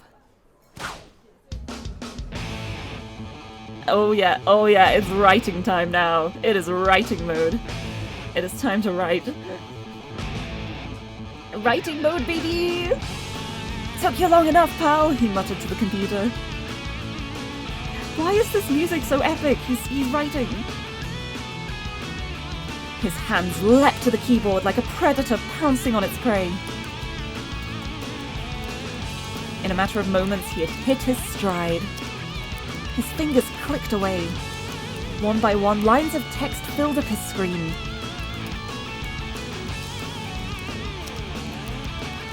A waitress stepped up beside him. "Excuse me, sir." But Minorikawa was in writing mode. He didn't even hear her. "Sir? Sir, I beg your pardon." Again, Minorikawa was deaf to the waitress's attempts to get his attention. "Sir! Excuse me!" The waitress smacked the table. "Quiet!" Minorikawa snapped. He slammed the table right back. Oh, he really is her. He was not kidding when he said writing mode. He's gone. "Don't interrupt me when I'm working. Not if you know what's good for you." Don't threaten the waitress. She's just doing her job. Jeez, buddy. The waitress didn't so much as flinch. She leaned in aggressively, getting right in Minorikawa's face. The waitress? Ikumi Omiya, employee at Collabo Cafe. While appearing cute and demure at first glance, she's quite strong-willed and frightening when angry. She works nights at a place called the Scolding Pub, where customers rent private rooms in which they are scolded at length by attractive girls. One middle-aged businessman once told her, "Your face looks simply marvelous when you're angry." What a place! What a place! Oh, it kind of reminds me of a... There's a thing where it's like the Karen Cafe. I don't know if anyone's seen about these, but it's like a branch of cafes where literally the staff will just be incredibly rude to you the whole time. Like the whole point of the cafe is that they will be mean to you. Like they'll drop your menus on the floor, they'll ignore you, they'll swear at you. It's so fascinating to me. I don't think I'd be able to go to a place like that because even though it's like the gimmick, I think I'd probably cry. But yeah, that sounds like a interesting job to have. But yeah, anyway, you probably should not be yelling at her. "Sir, I hate to bother you, but I have to ask you to please refrain from smoking." Minorikawa blinked. Huh? "This is a non-smoking establishment, sir." "No smoking?" Minorikawa asked. The cigarette bobbed in his mouth as he spoke. The waitress pointed sharply to the sign on the wall. The words "no smoking" were spelled out clear as day. "We ask that patrons please not smoke so that other customers can fully enjoy the aroma of their coffee." The waitress drew herself up in arrogant triumph. Saw the video of the old lady going to one of those and just being speechless. Yeah, I've seen quite a few videos. It's like, I feel like I can understand the appeal of it, and I think it would be absolutely hilarious, honestly, but I don't like even jokingly being mean. I don't like it. I feel bad. I couldn't be mean on purpose. Every time I try, I'm just like, no, I didn't mean that. I'm sorry. A woman sitting at the table next made a face as she tried to fan the smoke away with her hands. Customers all around the shop were glaring at him. "You guys don't know the first thing about the aroma of coffee," Minorikawa scoffed. "The scent of coffee only truly comes to life amidst the choking stench of tobacco smoke." No, buddy, no. The waitress's only response was to jab her fingers again. But this time she didn't point at the sign. She pointed to the door. "Sir, if you're going to smoke, please take it outside."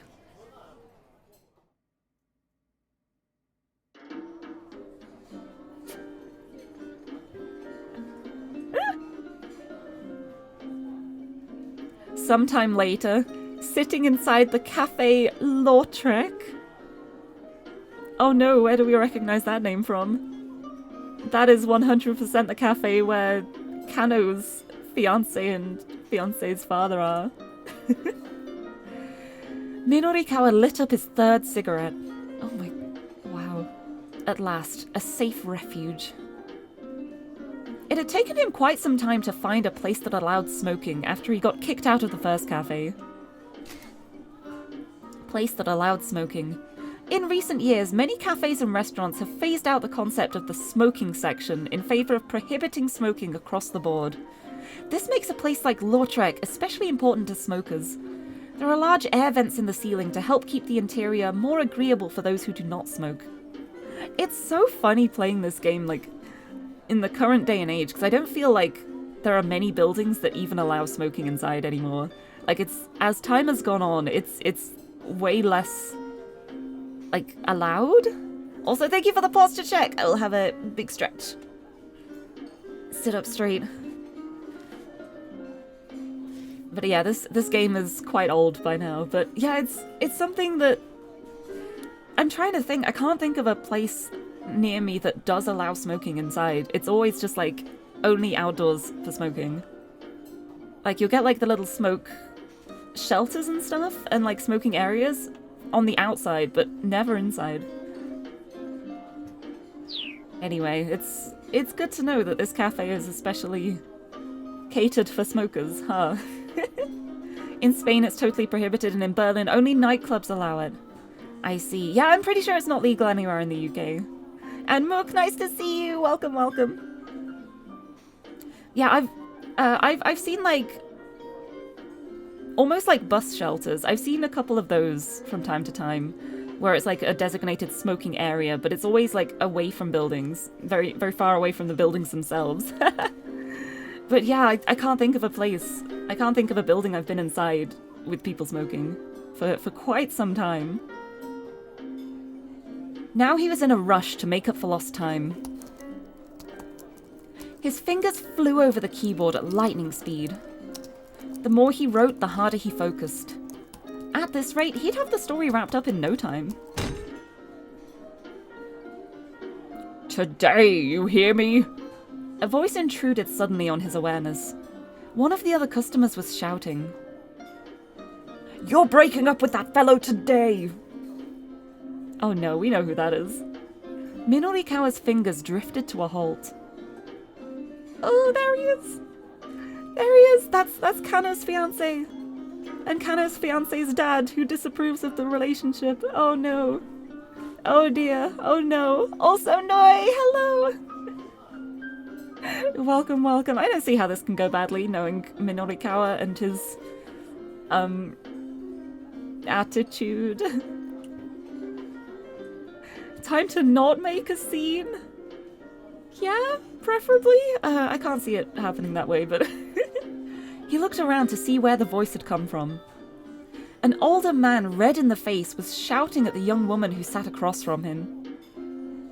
Please, Dad, the woman pleaded. Stop! You're making a scene! Ah, father and daughter then. It was rare nowadays to see a father behave so imperiously towards his own daughter. Just how sheltered had he been trying to keep her? Minorikawa couldn't see her face from where he was sitting, but his interest was piqued. Ooh, okay. Okay, it's decision time. What do? Are we going to scoot closer? No. Article.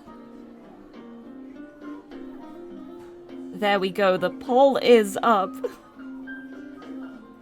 What are we going to do? Are we going to eavesdrop? Are we going to listen in on the conversation? Are we going to scoot closer? Or are we going to actually do what we need to do and work on our article? Are we going angle or devil? It looks like we're being little nosy eavesdroppers. Nobody wants him to actually do his work. Okay, one person wants him to actually do his work. For more writing material. Oh, that is true. Oh. But if anyone remembers from Kano's route, we know that Kano's route ended because there ended up being a commotion in the cafe and they left the cafe and just went home. And that's why he quit being a detective. So, it'll be interesting to see how this goes. I guess we're gonna see what's going on here and rely on Minorikawa to not make a scene. Yeah, that's really gonna happen. Here we go. We're moving to another seat to go and take a look. Should he move to another seat where he could take a look? Gathering up his laptop, Minorikawa switched to a different table. I don't care if I'm making a scene, the older man was saying. I'm not leaving until I see you cut ties with that boy, do you understand? I understand that you're never happy unless you get your way. You're acting like a spoiled child. Don't you talk back to me. You don't understand your own situation. You're letting your emotions cloud your judgment without putting any thought into your future. No, Dad. You're the one who doesn't understand. The father-daughter argument was getting more and more heated. Dad was clearly furious. Minorikawa shifted closer, curious to see what might happen next.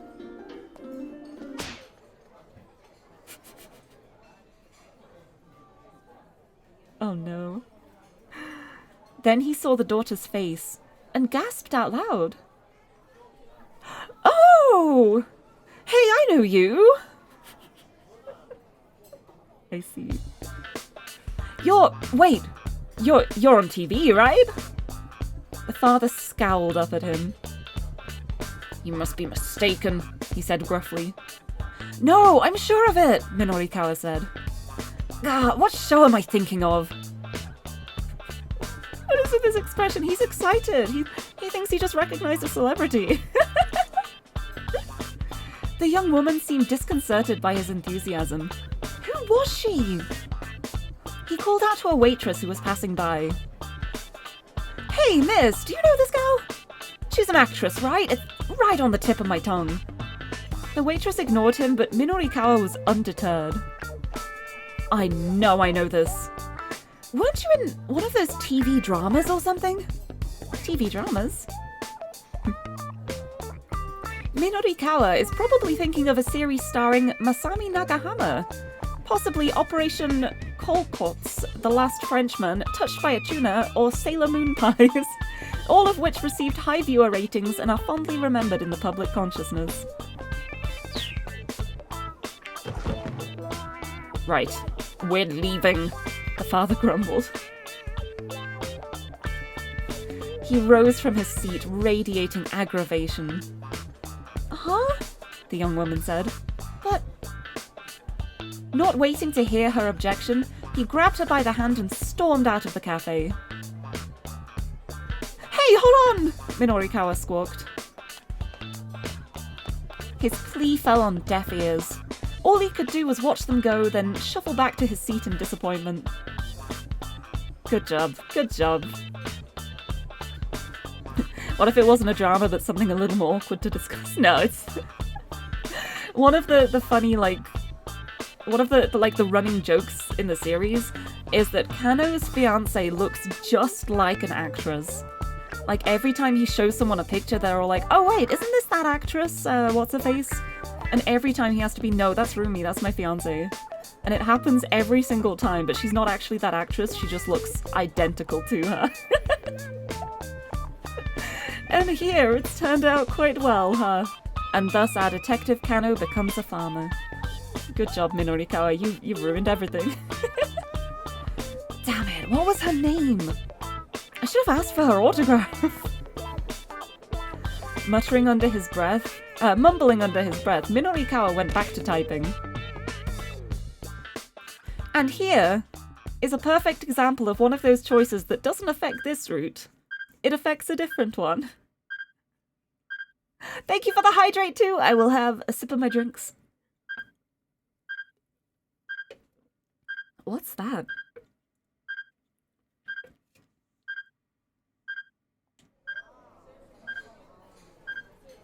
His hands went still as a strange noise intruded on his reverie.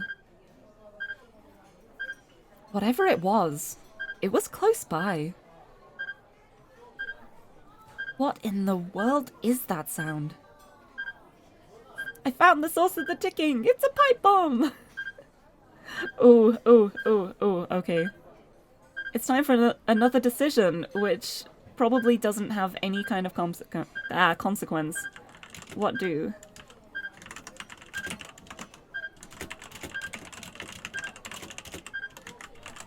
Find the source! Just work. Ignore it. Alright, the poll is up. The poll is active. What are we doing? Do we need to get to the bottom of whatever this mysterious noise is? Or are we going to try and ignore it and finish the article?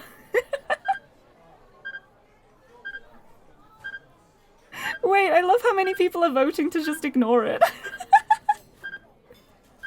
Like, I'm pretty sure Minorikawa can definitely ignore a noise like that. It definitely seems like the kind of thing he's capable of doing. This mysterious noise that sounds like it could be a bomb, it's probably nothing. Let's just get back to work. Oh, it's looking pretty close. You're voting work for every poll. That's probably a mistake. No, there's no mistakes in this game. Even with the bad endings, like, even if it's the wrong choice, we just go back and pick the other one afterwards. There's no such thing as a wrong choice in this. It looks like we're just going to ignore it. We're just going to keep working with this infuriating sound going constantly that may or may not be a bomb, but does sound a lot like a bomb. It's probably fine. It's probably fine. Never mind. I need to focus on finishing this article. Minorikawa tried to immerse himself in his writing again. Before long, he stopped worrying about the curious sound. Wait, I just realized! His cigarette! He goes into work mode, he doesn't notice anything. He didn't notice the waitress pounding on the desk. I just realized that. I was joking about him getting annoyed by it, but he literally managed to zone it out. I wish I could do that. I wish I had that kind of power. I'm the kind of person where if I drink a carbonated drink and the fizzing is too loud, I can't focus on anything else. No mistakes, just happy accidents. Time passed. Eventually the pace of his writing slowed down a bit, and Minorikawa glanced at his watch. It was later than he'd thought. Pretty soon he was going to have to head over to get an interview from the diet drink people. He reached into his bag for the project proposal to double-check the demo location. Huh? The proposal, it's... gone. Crap, where the heck did it go? He checked all around the table, but he didn't see it anywhere. Maybe he'd left it at the other cafe, the non-smoking place? Well, he didn't have time to go back for it now.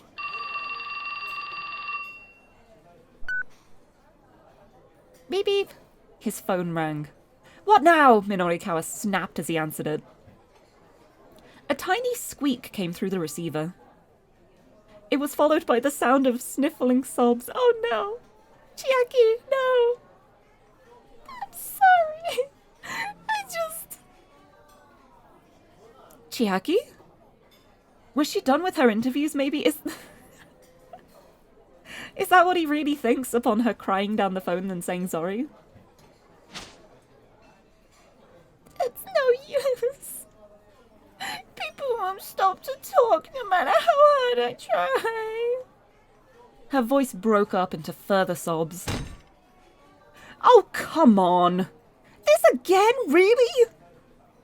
I can't do it. Don't worry about paying me. Just please let me go home. Minorikawa was already operating on a too tight schedule. He didn't have time to worry about Chiaki on top of it all. Look, just slow down and take a breath. Try and keep at it a little longer. He should have seen this coming when he first called her. Her shyness was practically pathological. But if he cut her loose now, all this frustration would be for nothing. It is indeed. Are you happy with your life? But I can't do it, Chiaki whined again. Please, just forget you ever called me. 37 seconds. She hung up before Minorikawa could get another word in. He tried calling her back, but she didn't pick up. Damn it, Chiaki! Don't you dare bail on me! Leaving money for his coffee on the table, Minorikawa jumped up and bolted from the cafe. What have we done? Well, I have not done anything. I've just been doing what the polls tell me to. The plaza outside Shibuya Station was as crowded as ever. Minorikawa looked around, but there was no sign of Chiaki. She bailed. Minorikawa dropped to his knees in despair. No! His last hope had up and left. There was no one else he could even ask. Damn it. All right then, fine! I'll do it myself! He dragged himself back to his feet. All right, listen up! He shouted at the passing crowd. I'm doing street interviews here starting now. You guys, shut up and help me. I mean, don't shut up, but help me! Desperation just standing. Oh no. Okay, warning, warning, trigger warning. Trigger warning, look away from the screen if, trigger... I was hoping to avoid these, no! He wound up blowing way too much time just to get 2 pages worth of content, leaving himself unable to finish the other articles. In the end, the issue of 4-star General Gossip never made it to the newsstands, and Heaven Publishing went down for the count.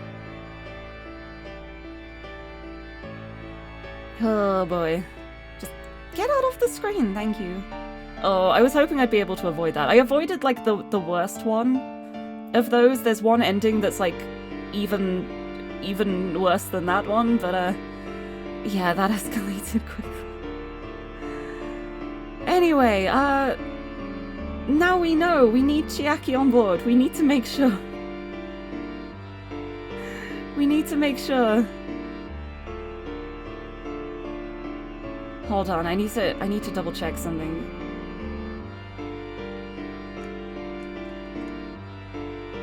Yeah, there should be a command for that. I think it should just be like !CW. There it is. There it is. I did have a warning label too. I forgot to put it on the screen. Where is it? There it is. Well, at least I had like the graphic content warning on the entire stream, but there it is. I had to re-enable it because I turn it off for streams that don't have a content warning. But it's enabled again now. But yeah, I don't think there are many endings like that, but the big like driving force of this is that we're trying to save this guy's publishing company from going down because he was threatening drastic things. And the early one is the most graphic one, and I went through the game off stream just to get that bad ending added to the list, so it's added as like an ending we've gotten, but I didn't do it on stream because it is a very explicit one. But yes, bad end. Good times. That one took me by surprise as well. But yeah, I'm really glad I added the content warning to the actual stream itself, because Twitch lets you just add them to every stream now. Like, you can just add a warning for graphic content, so I made sure that was on, because there are a lot of bad ends in this game. But yes, thank you very much for reminding me of the command as well. That is there now to quickly to quickly bring up if needed. I'm gonna pin that. I'm gonna pin that as a pinned message as well as a warning. But I'm so sorry for not being able to warn in advance for that.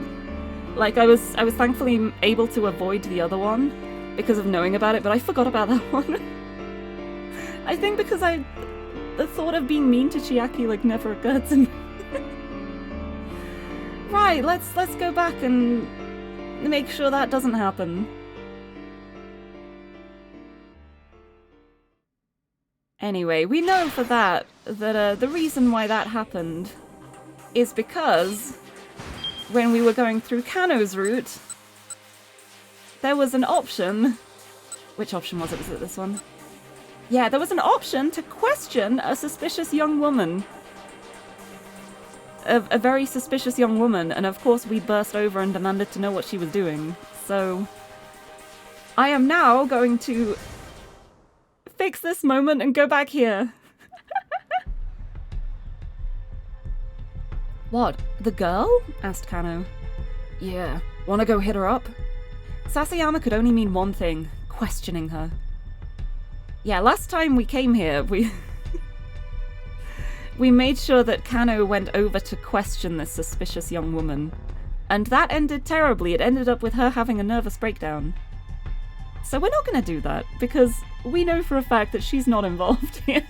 She is just interviewing people. She is not involved with this. So she can't be involved with this, can she? Sasayama flashed him a skeptical look. Don't let your preconceptions get the better of you. Could get you killed. Preconceptions? Fixed notions one has about something before the facts are known. Can be a hindrance to thinking freely. If you think about it too hard, you might fall victim to the preconception that preconceptions themselves are always bad. I mean, some preconceptions can be accurate. You never know. I know that, but still, she doesn't come across as involved to me. Kano knew better than to judge people based on appearance, but he was still convinced the girl wasn't part of this gang. She just struck him as far too, well, inept, really. No, Kano, that's so mean. It's not entirely untrue, but that's so mean. Alright, I'll go look into the girl, Sasayama said. You keep following the attaché case. Kano nodded and hurried after the man.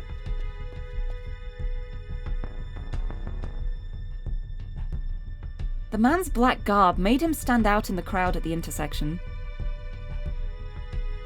It occurred to Kano that all of the criminals who'd handled the attaché case had been wearing the same black clothing.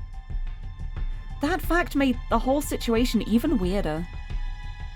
Could they really be ignorant that they were being followed while they were all wearing the same eye-catching outfit? It was more like they were going out of their way to make sure the investigators spotted them. That still didn't provide any clues as to what they were after, though. The longer Kano kept tailing these guys, the less it all made sense. Was it really such a good idea to keep this up? And oh, you ordered an axolotl plushie? Oh, that's exciting. I hope it arrives soon. Please take photos when it arrives. Was it really such a good idea to keep this up? Someone's life was in danger, and they were just letting the kidnappers carry out their plan, whatever it was. The very first page of the Dick Diary spelled things loud and clear on that front.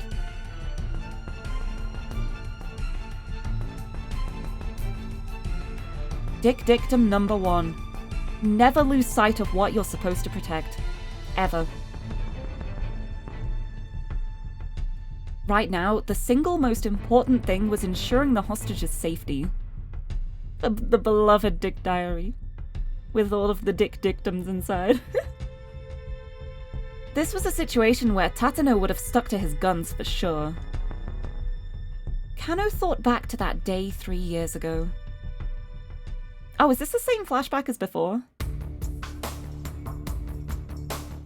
It is! Okay, we're back up to date. It's still the bad end, but we've changed that now. So we can go back to Minorikawa's now and not get that bad end. So let's continue. Let's keep wrapping up the writing. I will still say like a tentative content warning for any of Minorikawa's route in particular. Like the stakes here are a little higher than the others. Which seems so wild to think about when we've got a gunman with a cane. But yeah. Time passed. Eventually, the pace of his writing slowed down a bit, and Minorikawa glanced at his watch. Thank you for the hydrate! I will have a sip of my drink. And a head pat. And I will have a big stretch. Sit up straight. There we go. I feel like I have to be, like, ready for Minorikawa. He's a lot to handle. It was later than he thought. Pretty soon, he was going to have to head over to get an interview from the diet drink people. He reached into his bag for the project proposal to double-check the demo location. Huh? The proposal, it's gone. Crap, where the heck did it go? He checked all around the table, but... Hold on. He didn't see it anywhere. Maybe he'd left it at the other cafe, the non-smoking place? Yeah, Minorikawa is extremely intense. He is very passionate. He's very much. He is very much. Minorikawa is all the time. Well, he didn't have time to go back for it now. And whose phone? His phone rang. What now? Minorikawa snapped as he answered it. A tiny squeak came through the receiver. Oh, she's still crying. She's still crying. Tiny squeak came through the receiver. It was followed by the sound of sniffling sobs. This is different from last time, though. I'm sorry. Chiaki? Was she done with her interviews, maybe? It's no use. People won't stop to talk no matter how hard I try. Yeah, this is different to last time at least. Her voice broke up into further sobs. Last time she was just straight up saying, no, I can't do this, I can't do it. This time it's just nobody will talk to her. Look, I've got my own problems to deal with. You're just going to have to find some way to manage. But I can't. Sorry, I'm hanging up now. He's not letting her quit. He's the one hanging up this time. And so he did. He had to hurry. Every time I see that bag, I think it's like a Pokemon bag. He had to hurry. Had to get to the demo venue. But he'd lost the map and forgotten the location. Think, man, he told himself. Where would they hold an event like this? Probably someplace big, right? And there ought to be a guide or someone out front, too. With these assumptions in mind, Minorikawa broke into a run, searching ahead as he went. He stopped when he caught sight of a particular multi-tenant office building. A whole stream of women were filing inside. All of them looked a little heavy, too. You're so rude. Pay dirt. This had to be the health food company's sales demo. He hurried into the building.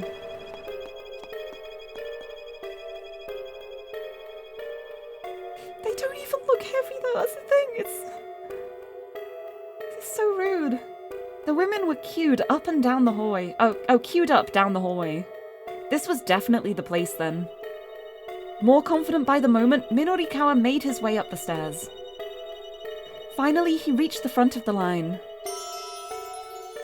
There was a notice posted outside the doorway ahead. Minorikawa read it out loud. Auditions for the starring role in Sun TV's Sumo Queen 2? Sumo Queen 2? A suspense drama about a string of murders that crop up while a group of female sumo wrestlers tour the country. The Maegashira, Komusubi, Sekiwake, and Ozeki, the 5th through 2nd place wrestlers from both East and West, are all killed in sequence, leaving only to the two top-ranked Yokozuna. With the real killer still unknown, things come to a heated climax in the ring during the final match, when the loser tearfully confesses to her crimes. It concludes with the victorious wrestler, who'd also been playing the part of detective, sorrowfully looking the culprit in the eye and stating, "It's off to the big house with you." Thanks for that, this is great. It's wonderful. Great. It was a sequel series to a recent TV drama featuring full-figured actresses. That's it, Minorikawa explained, a new project proposal springing fully formed into his mind. He felt as if he'd been struck by a bolt of divine inspiration. Big bodies, bigger names. A new arena opens for aspiring plus-sized actresses. Never mind the diet drink demo, this was going to be Minorikawa's big story. I'm not sure about that. Not sure about that, buddy. Minorikawa managed to meet the deadline. Okay, I'm going to put a tentative content warning out because I don't know how this ending goes. I don't remember this. So tentative content warning. It might be fine.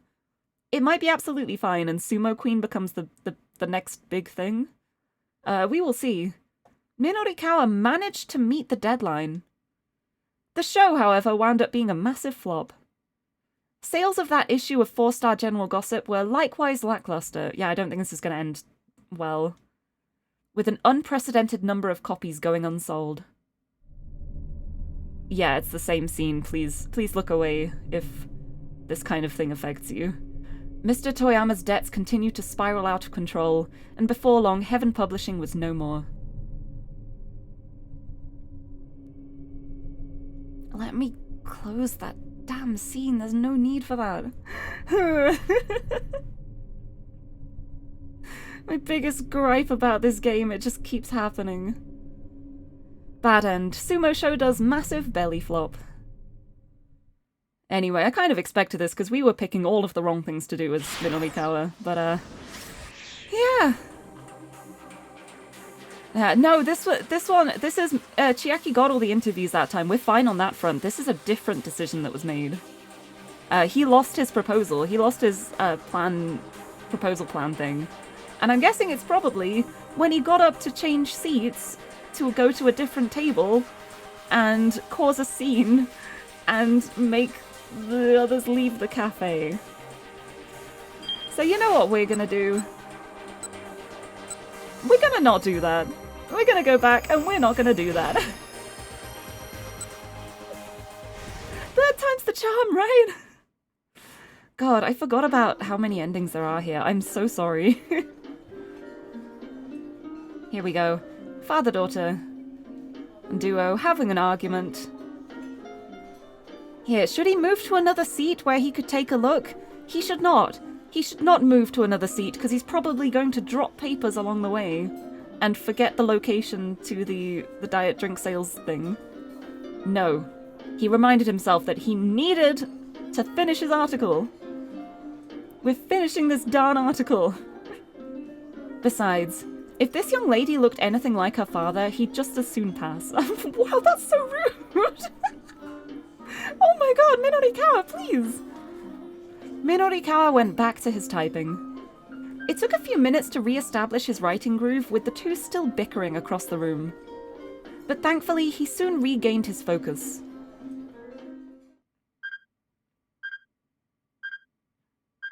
Oh wait, I forgot about the ticking. Oh. What's that? His hands went still as a strange noise intruded on his reverie.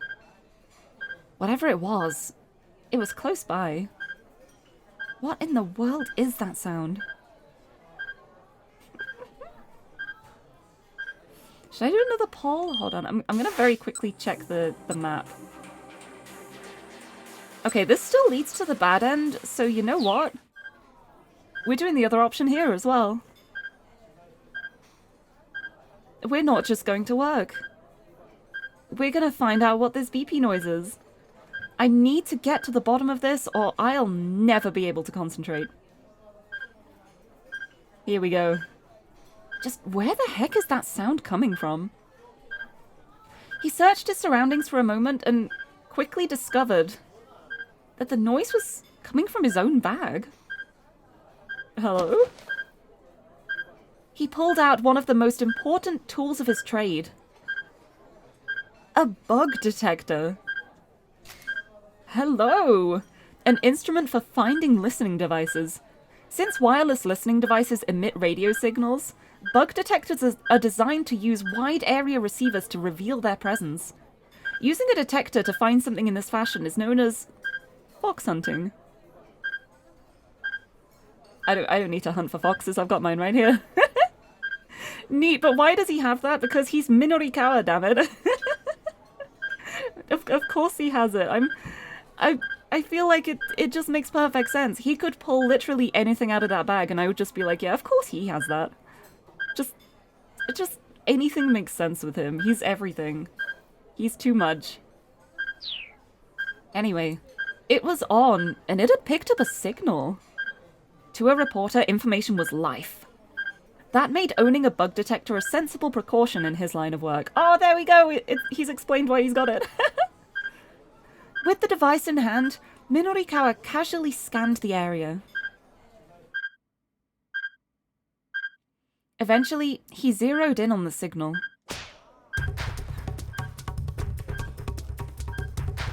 He stood up. "Everyone, your attention please," he announced. "Someone set up a listening device in here."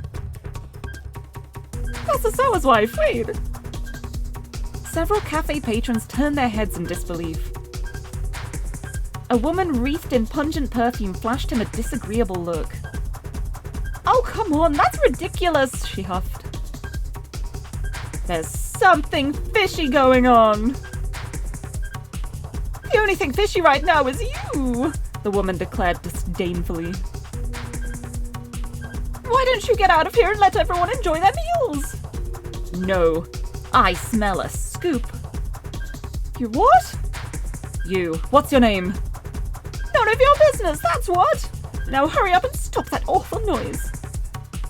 The other customers were starting to murmur loudly. "There's a listening device here, folks," Minorikawa said. "How can that not bother you? Do you know where it could be?" "Excuse me," the woman called out. "Could someone please do something about this man?" A waitress hurried over. "Sir, please, you're bothering our other customers." "There's a listening device in here. That's what people should be bothered by right now." The waitress took a reflexive step backward at the word listening device. "You're the one who's intruding on everyone," the woman shouted. "Honestly, could you please stop that racket?" "It's not me making the racket. It's the bug tracker." "Just who the hell do you think you are?" "Police! Somebody call the police!" "Ma'am, please, calm down," the waitress said. "There are other customers here and—" "I'll calm down once you get this disrespectful bore out of here." "All I'm doing is sharing the truth. You can't kick me out for that." I mean, I think they can. But, The waitress wavered, clearly intimidated by both of them. Oh, oh my goodness, Hio!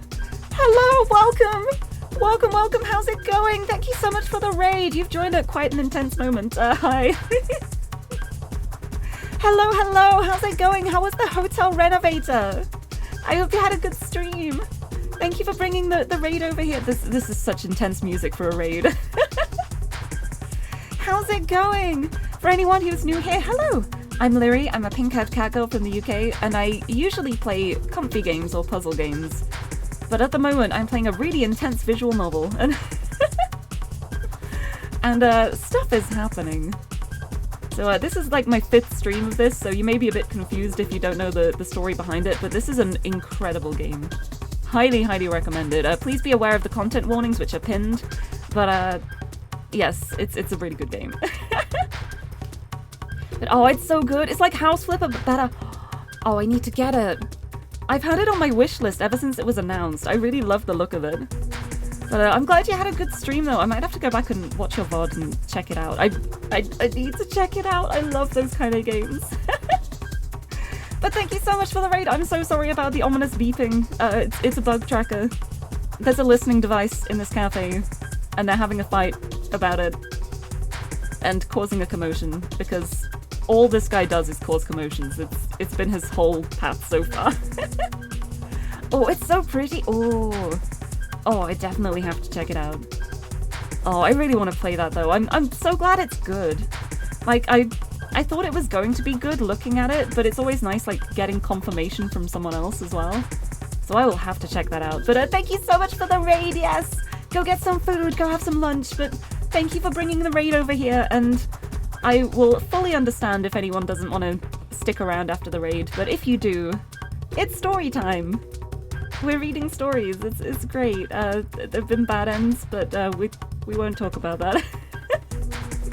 But thank you! I will enjoy the intense moment. And I hope you have a lovely food. I know how to speak. I know words. I hope you have a lovely meal.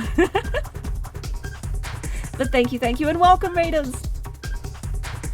All I'm doing is sharing the truth! You can't kick me out for that! The waitress wavered, clearly intimidated by both of them. You've sure got a lot of nerve, the woman snapped at Minorikawa. Go play detective someplace else! I'm not a detective. I'm a reporter! Really now?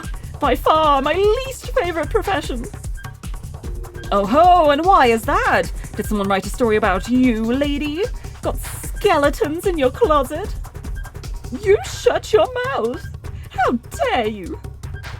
Yeah, I smell a scoop here alright, and the smell is coming from you. He probably could have worded that better. He possibly could have worded that better. Oh, stop it with your scoop nonsense already! Oh, the silly background music's happened. I've got a bad feeling about this. It's no use trying to hide things from me. You have no idea what you're talking about. Oh yes, I do, lady. Go to hell. After you.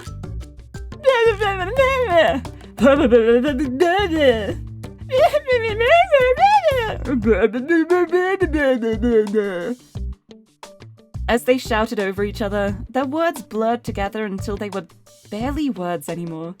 Had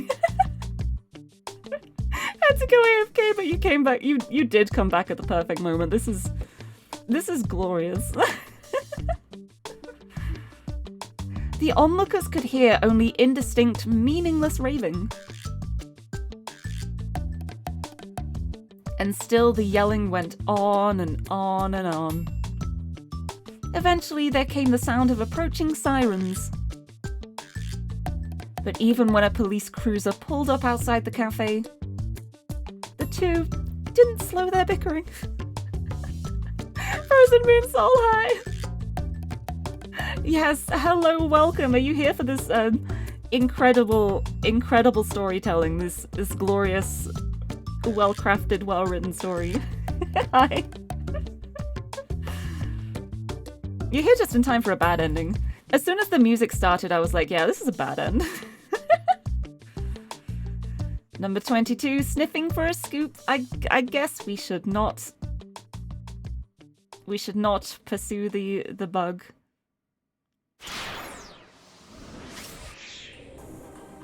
So I think from here, I don't think we can actually do anything else with Minorikawa at the moment. So I'm gonna go back to here. Yeah, Minorikawa and the woman both got arrested, so we're going to ignore the bug detector and go back to here. We still got a bad end, but we're going to have to do something with somebody else to prevent that bad end from happening. And we haven't been able to do that yet, so... Oh!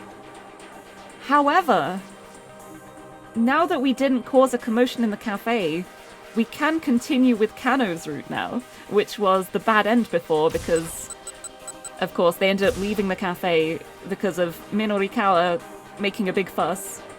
So we can continue with Kano, or we can do Osawa's. So it is decision time.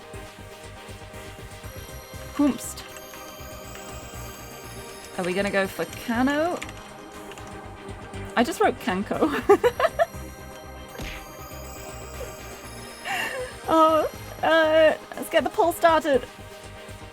Here's the poll. Here's the poll. Oh no, my internet's dying. I'm dropping frames while the poll's happening. Come back. Internet, come back, please. No, not like this. But thank you for the hydrate. I don't know if you can hear me. I hope you can hear me. I'm dropping so many frames right now. It's okay, we don't need him, right? We don't need him, right? No, I'm gonna keep the content warning pinned for the whole stream, so you shouldn't have to do the command, because that's always gonna be there, and people can remove the pin once they've, like, read it and paid attention to it. You can see that and the poll at the same time, you just have to click view all at the top. But no, I'm keeping that pinned.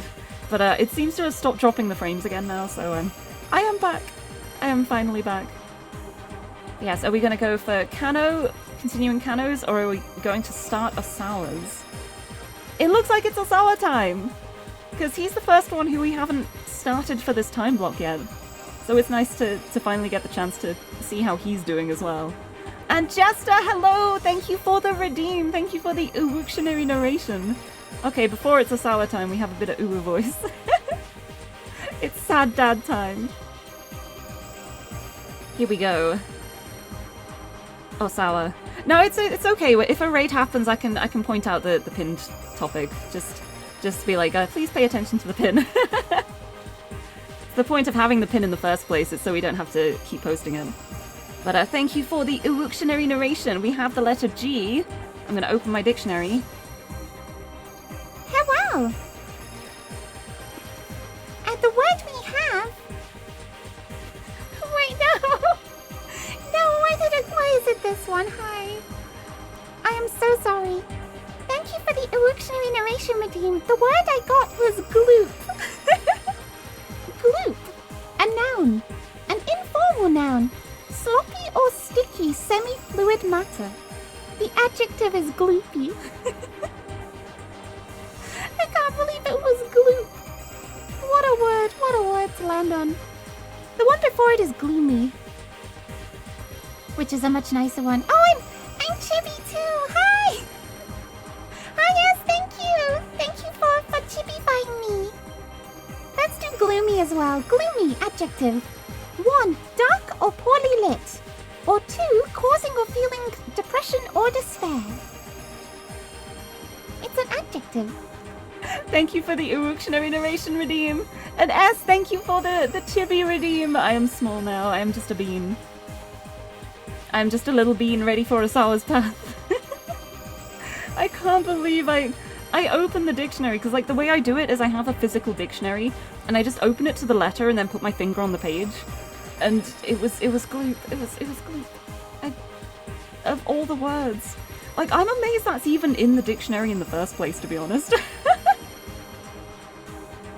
But anyway, the poll has spoken. It is sad dad time. It's time to see how Osawa's doing. And this chapter is titled 2 years ago with Maria. So I think we're gonna get some backstory. Osawa time. Hehe. The rain won't let up. No matter how much time passes, it just won't stop. Ever since that day, the sound of raindrops has been burned into my mind. Such an awful, heart-rending sound, driving me to strip my life down to shadows. That's a bit dramatic for rain. And yet, no matter what else I abandon, nothing will make the sound of the rain stop. I was gonna say, is he okay? He clearly is not. Oh, hello. Postcard! King Solomon's Pillars. Osawa stared at a postcard that was nestled into the final page of the photo album. He'd purchased it 2 years earlier while on a trip with Maria to the Middle East. Middle East, originally used to indicate Iran, Afghanistan, and the region surrounding them, in modern times this term refers to part of southwestern Asia and the section of northeastern Africa along the Mediterranean coast. However, in Japan, as well as the US, the term Middle East is often understood to refer specifically to those parts of the region with a strong Islamic influence. He'd mentioned that he was being sent there on business, and Maria had just blurted out, I want to go with you. She'd recently developed an interest in the Middle East conflict, and apparently she had been yearning to see the area firsthand. Yeah, this game was made and released in 2009, so on a time scale perspective, that is something to be aware of for a lot of these time-specific things. Middle East conflict, the ongoing friction in the Palestine region between the Jewish people who founded the nation of Israel and the Arabs who had been living there previously. The religious and historical context of this cultural clash is well beyond the scope of what can be elucidated here. Yeah, that's exactly what I'm thinking too. Why would you be yearning to see the area firsthand? That's... No. No. Why would you develop an interest in that? It's... His daughter's newfound curiosity had taken him aback. She had always tended to be quiet and self-contained. The clumsy conversations aboard the aeroplane, the meals eaten together in awkward silence. It all felt like such a distant memory to Osawa now. Anyway, for further information as well, Maria is the twin who was kidnapped and held hostage. Been trying to get out of there since 2011. Oh, I'm so sorry. I gently holds you. Gentle holding. Ma'am, I'm afraid I can't let you do that. He heard Kajiwara's voice outside the door. Oh, Kajiwara is the detective in charge of this case. The kidnapping case. Why ever not? I'm just going out for a bit. The detective was arguing with Ai. Great. And just who was it who told me I should try to go about my life as normal?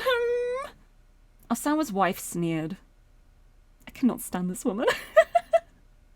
Ma'am, please, How would you feel about being told to just sit around and wait? Ai's angry shriek jerked Osawa to his feet. He hurried from the study to try to calm her down. Ma'am, please wait. But by the time Osawa had made his way downstairs, his wife had already stormed outside, despite Kajiwara's attempts to stop her. Osawa doubted anything he could have said would have stopped Ai from leaving. Yeah, well, we know where she's gone. We know where she's gone with her listening device. Trying to physically keep her from going out would only have made for an even worse uproar. He was glad that at least it hadn't come to that. He was turning to head back to the study when Kajiwara caught his eye. Resigned, he headed down the stairs and bowed to the detective.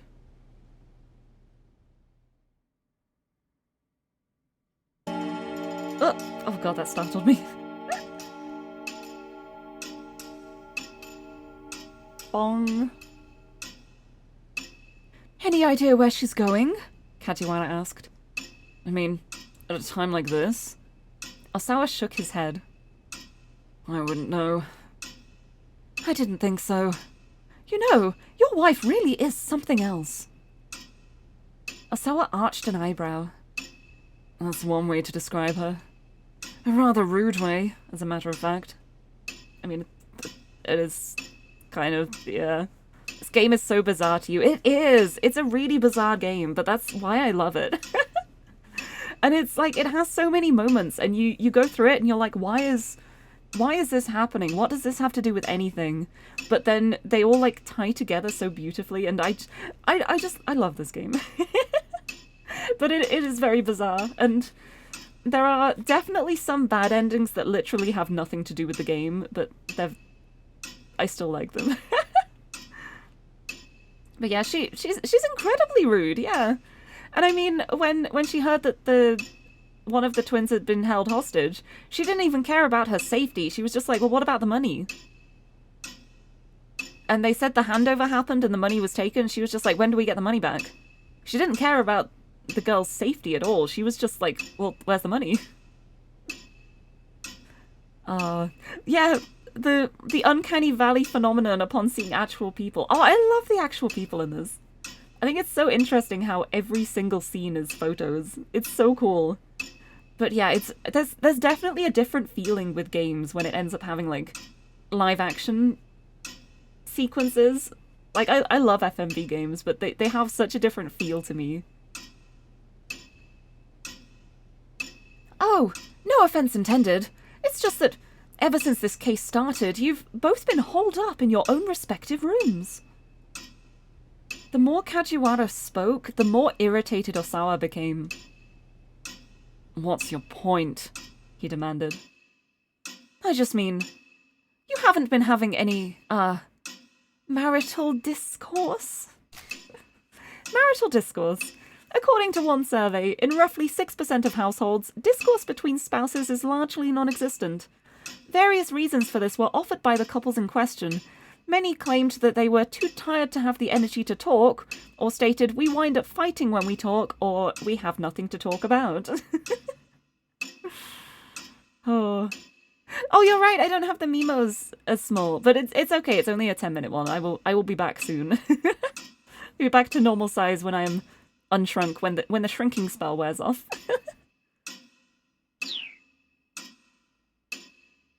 Mind your own business, Osawa snapped. I love that he's just like, well, you don't seem to have been talking to each other. You're married, but you've not spoken to each other. Mind your own business, Osawa snapped. Kajiwara dipped his head deferentially.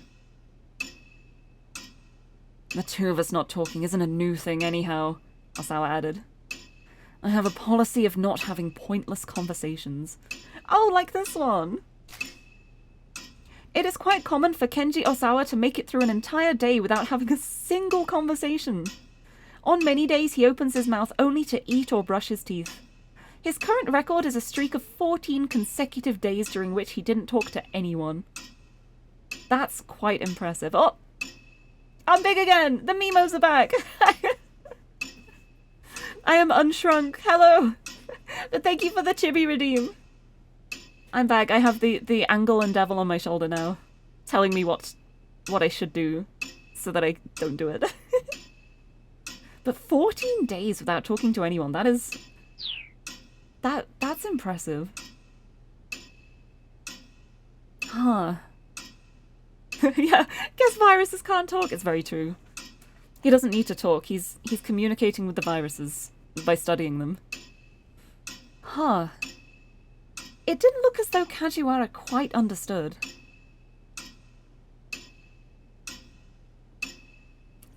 Wait, yeah, what did you just say? Microorganisms such as viruses don't have conversations. And yet still they continually propagate in order to survive. Thinking about viruses, Osawa was back in familiar territory. He felt a surge of confidence. Once you have a clear purpose, conversation is unnecessary. And do you have a clear purpose for the relationship with your wife, Mr. Osawa? Of course I do.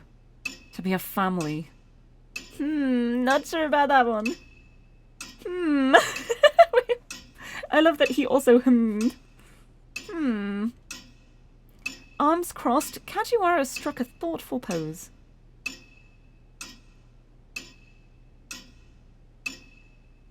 At least I've learnt one useful thing today, Mr. Osawa. Namely, that you don't like to have pointless conversations. It's a good thing to know. Kajiwara uncrossed his arms for a moment, then crossed them right back again, furrowing his brow. But see, that's funny. You seem to have a tendency to have pointless conversations with me, and... because you keep coming to talk to me. Osawa saw red. You don't leave me much of a choice. Ah, hi. Hello. His work colleague. Tanaka poked his head out of the living room. Is something the matter? He asked. No. Osawa struggled to regain his calm. Perfect timing, actually. There's something I need to talk to you about. To be a family that never talks, As sad as it is to say, it's probably quite common. It's probably fairly common. Like, I feel really lucky because, like, my immediate family, like my brother and my mum and Tiffany, we get along really, really well, and we talk a lot. But I know there's a lot of families that don't have that. Yeah, it's a very interesting game. It's so good. This is a great photo too. Yeah, just why does it kind of look like an album photo, like an album cover? I feel like I want to just stick like a random title on it now. It looks like an album cover. For like some kind of like really chill beats, like synth wavy lo-fi kind of thing. Just this is the album cover. And it's got some like incomprehensible title. It's just like some random words put together. Perfect timing, actually. There's something I need to talk to you about. He turned back to Kajiwara. My apologies, detective, but would you mind giving us some privacy? The zoom! The slow zoom! Kajiwara didn't move. Detective? Osawa gave the policeman a hard look and saw him crack a smile. Yes? What is it? Kajiwara said at last. Don't you play dumb with me. Give us some privacy. Is this a discussion I shouldn't overhear? Actually, yes. It's work-related. There are business matters I'd prefer to keep confidential. Ah, I see. Yeah, the fact that they've got the house slippers really, really adds to it. It's so good.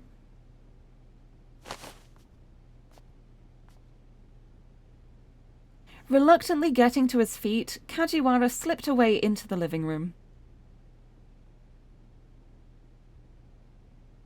Tanaka, Osawa began. About those emails.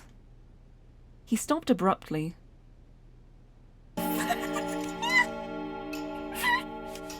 He's not being subtle. He's not being subtle there.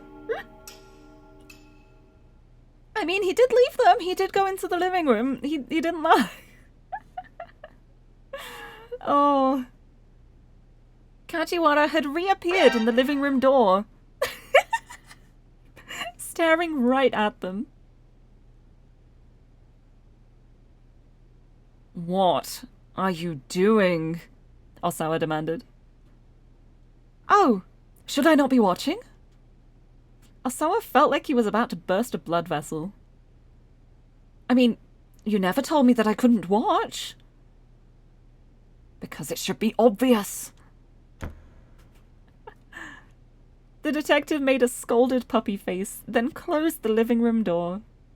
It was a beautiful redeem. Osawa let out a heavy sigh.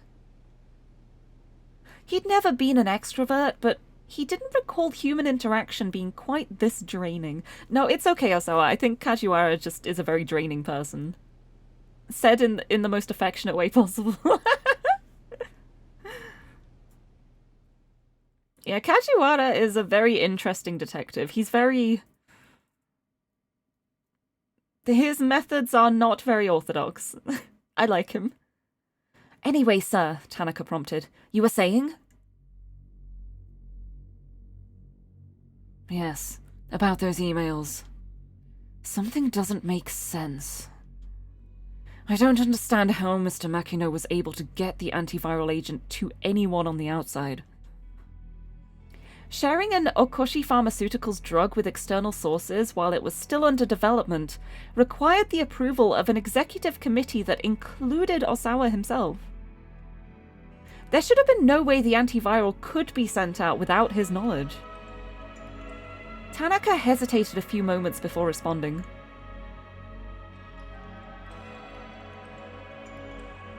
Are you aware of the strife between the company president and the chairman? Osawa shook his head. How did he become an exec with those social skills? He didn't become an executive because of his social skills. He did it because he's kind of a genius in the world of virology. And they need him. And he also married the... I can't remember if she's the president's daughter or the chairman's daughter, but one of the two. That's his wife. It's like a nepotism hire. But yeah, he has absolutely no social skills, but he's really good at what he does. Like he's genuinely extremely skilled at his job. Osawa shook his head. He also has Tanaka, his colleague, to do all of like the interaction stuff on his behalf. And Tanaka seems to have considerably better social skills, so that's probably how. He was a researcher through and through. Factional rivalries held no interest for him whatsoever. Makino effectively leads the chairman's team, and the antiviral agent is their pet project. Despite being the executive officer in charge of the project, however, Makino still needs the president's approval to... You know what? Forget about that right now. What do we do about security? In theory, it was physically impossible to get the antiviral out of the lab without detection.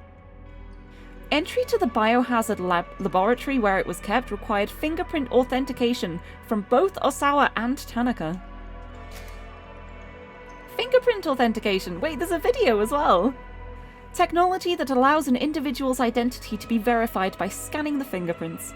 It is one element of biometrics, the measurement of physical characteristics to identify individuals. There are even devices that can identify people by checking the veins in the palms of their hands, or the irises of their eyes. What's the video? Oh, it's very slowly putting the... overlapping them. That was loud. Great, thanks for that video, we needed that. We needed that to know how fingerprint scanning works.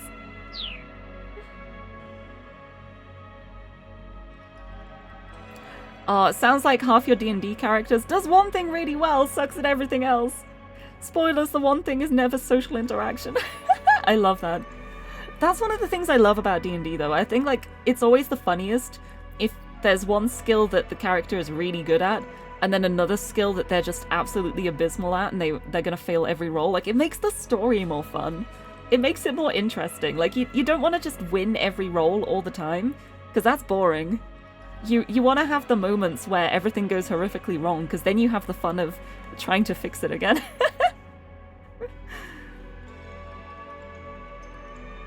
Without the two of them there, nobody could even get into the storage facility. Because a dangerous virus is also stored there, the lab where the antiviral is kept is protected by an ID checkpoint, as well as a sophisticated 3-tiered lock system that requires fingerprint authentication. Multiple security guards are also posted outside of the laboratory entrance 24 hours a day, making it all but impossible for an unauthorized person to get into the secured storage area. Charm 100, Strength 1. You flirt with the chest, it opens on its own. Your Baldur's Gate 3 character is quite successful at intimidation. Oh, I love that. I love that. So funny, one of my current tabletop roleplay characters, I'm doing a Call of Cthulhu campaign at the moment, and my character, she's not very smart, and she's not very strong, and she has very low constitution, but she's incredibly charming, and she's a sweetheart, and she's also very dexterous. So she can run very fast, but she's a little bit silly, and I love her. She's a sweetheart, and she keeps saying like the silliest things, and it's so fun to just have a character who's just like, okay, so she was magic killed, and then just have everyone else look at her like, what are you on about? It's like, well, it's a locked room mystery. Nobody could have done it, so it was magic. The funniest part is the fact that it actually was magic, but nobody believed her. Good times. Good characters. I like silly characters. It's fun. Anyway, this is very not silly at the moment. Tanaka followed his drift. Ah, yes, I see what you mean. Bum bum bum bum. Oh, you rolled trash on the stuff you were supposed to be good at. Amazing.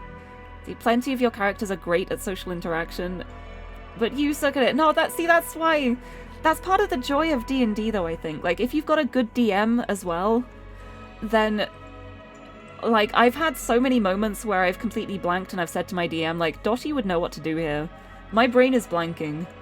But she'd probably do something along these lines, and then my DM just kind of, like, improvises with it. It's it's one of the joys of having a good DM to help out when needed. Just guide things along a little bit. Also, Panda Man, hello! Thank you for the head pat. Welcome, welcome. But anyway, before we get too off track with the D&D talk, I'm gonna continue talking about the security. Ah, yes. I see what you mean. He inclined his head in thought as Osawa continued. Oh! Oh no, we have options. Oh no, what are we gonna ask Tanaka? Oh, to be fair, oh no! Your DM didn't do a good job of incorporating everyone. That's a shame. I feel like it's a really difficult thing to do. Like, the idea of being a DM, I could never do it. I don't think fast enough to be a DM. You've got to do so much, like, improvising and going along with things and thinking quickly, and I'm a very slow thinker. Right, but anyway, poll time. What are the options? We've got, override fingies? We got entry logs? We got ask Makino? Here we go. The poll is up! If you don't see it because of the content warning, you should be able to click more, and it will be accessible then. Hold on, I need all three. There we go. Here are the options. What are we saying here? What are we gonna say to Tanaka here? Are we gonna see if the fingerprint authentication could have been overwritten? Are we gonna see if we can check the entry logs? Or are we gonna say we'll just have to ask Makino in person? Ooh, there's votes for all of them. This is interesting. It seems like checking the entry logs is the winner at the moment. Which seems like a very sensible thing to suggest. I'm surprised. I'm genuinely surprised that people are choosing something that seems sensible. Good times. Yeah, I think we're going to be asking about the entry logs.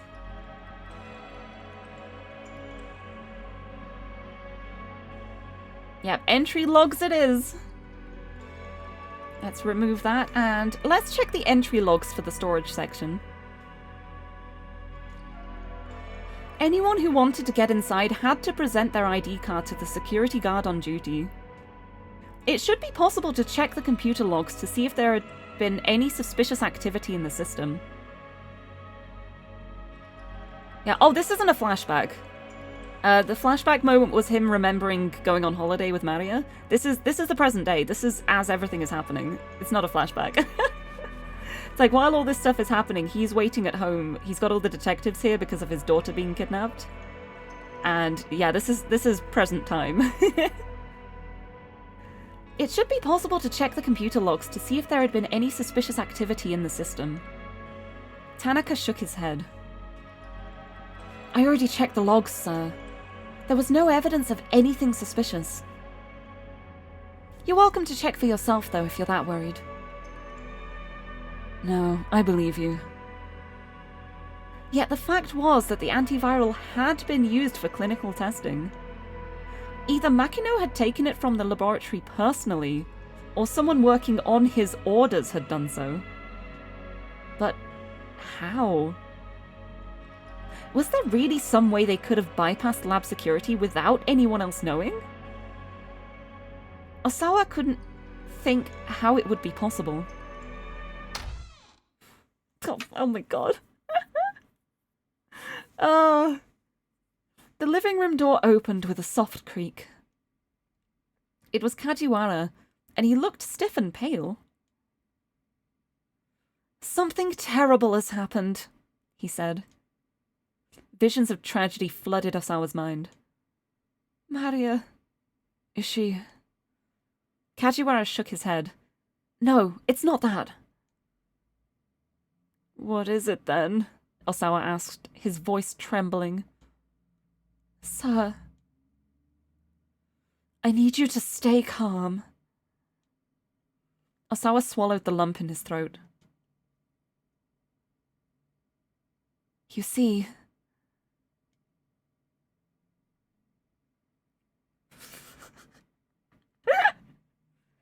The toilet's clogged. Oh dear. Oh no. Oh no. Oh god. Plunger in a hand, Osawa stabbed vigorously at the recalcitrant toilet bowl, struggling to loosen the unseen blockage. Plunger! We got a tooltip for plunger. What does it say? It's telling us what a plunger is. Great. A cleaning/utility implement consisting of a soft, hemispherical rubber suction cup attached to the end of a dowel. By pressing the cup over the opening of a drain that has been clogged, one can apply suction pressure to jostle the blockage free. Makes a variety of sounds when used, such as glub, glork, schluck, schlorp, schloop, and pop. Thanks, I hate it. Thanks. We didn't need that, thank you. Kajiwara was at his side, wiping up the floor with a rag. Yeah, recalcitrant. It took me by surprise seeing that written down. I was like, ooh. Honestly, I really love the translation in this game. The way it's written, like, I feel like whoever translated it, they did such a good job of making it carry the same kind of writing quality. I love the writing in this. Yeah, we definitely needed all of those sound effects too, very, very clearly. Kajiwara was at his side, wiping up the floor with a rag. How did this even happen? The detective groaned. Are you kidding? I was hoping you could tell me that. The plunger sucked and slurped at the porcelain basin. I hate this. This was a first for Osawa. He'd never tried to unclog a toilet before in his... What? Never? How? He just let everyone else do it for him the whole time? Like, surely by however old he is at the moment, you would have plunged a toilet before. Even I've plunged a toilet before. Huh. No, you neither? Never had a clog? Wow, you've got a powerful toilet then. I'm impressed. He'd never tried to unclog a toilet before in his life. Think of it as a blessing in disguise, Mr. Osawa. You've never had a clog either? Ooh. I wonder if it's all like, depending on different types of plumbing in different areas. I wonder. That's so interesting. Like, I can't say I've encountered too many clogged toilets in my time, but I've plunged a toilet before. Same. Some awkward not flushing, but not a clog. Oh. Well, I mean, when it's not flushing, isn't that because there's something blocking? No, I guess sometimes the flush just doesn't work, but you can manually figure that out. Huh, never really thought about that before. Wild! Why am I thinking about plunging? Think of it as a blessing in disguise, Mr. Osawa. What the hell are you talking about? What about this constitutes a blessing? I just meant that at least this happened before you needed to, do your business. Without the slightest hint of guile on his face, Kajiwara picked up his bucket and headed for the sink back in the washing area. Grumbling to himself, Osawa pumped the plunger over and over again.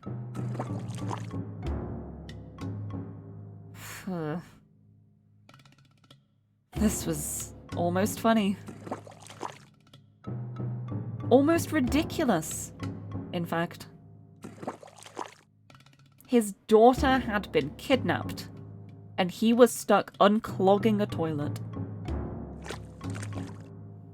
He was quite possibly caught up in a major corporate conspiracy, and here he was, unclogging a toilet. Tanaka poked his head into the bathroom. Did you fix it yet? If you need to urinate, then use the restroom on the second floor. That's alright, he is fine.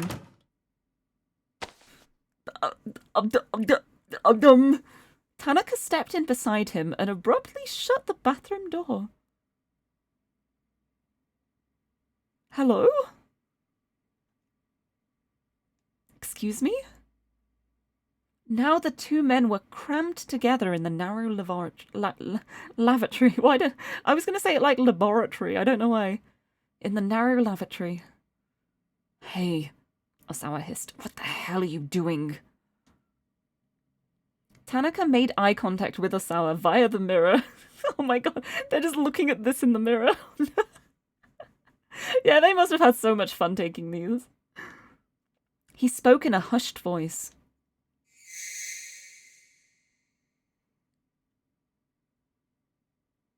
I've been waiting. For a moment I could get you alone. What? Tanaka sidled around to face him, giving him an intense stare. Hello? Sir, could you please be quiet for a moment? Tanaka had tears in the corners of his eyes. What is happening? Oh, your stream's behind. Oh, if you wanna refresh, you should be brought back up to date. But yeah, it's this is happening. But yeah, I can wait for a little bit if you wanna refresh to get back on track. This is 8. 8? Oh, thank you for the hydrate. Hydrate. Oh, I see. Thank you. Thank you for the hydration. This is getting quite intense. Oh, goodness. This will only take a moment. Here we go. Okay, refresh now. Excellent. I can't imagine, like, reading the chat when there's, like, something really mundane happening on the screen and everyone's just like, huh? What? Oh my god, I can't believe they said that. Osawa could feel the warm breath of his deputy whispering against his cheek. Tanaka reached for something inside his coat.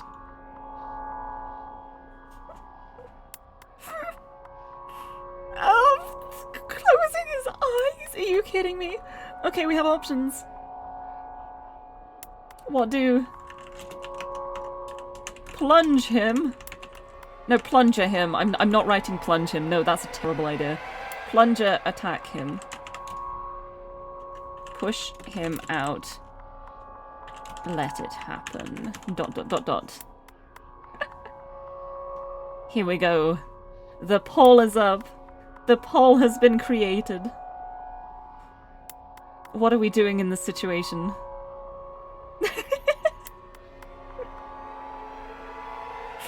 The music is so dramatic as well. It's so dramatic. It's so intense. This is such an intense moment. What are we gonna do? It looks like we're gonna lift the plunger like a weapon. Looks like that's winning at the moment. Okay, nobody is choosing to just shove him out of the bathroom. It's either, like, close our eyes and let him do as he wishes, or hold up the plunger like a weapon, which is those are the two choices I like the most. Yeah, I think it looks like it's gonna be violence. Or attempted violence. We might not do anything. We might not actually hit him. We'll just lift the plunger. Alright, the plunger wins. The plunger wins. Here we go. Hey, come on, knock it off. Osawa lifted the plunger like a weapon.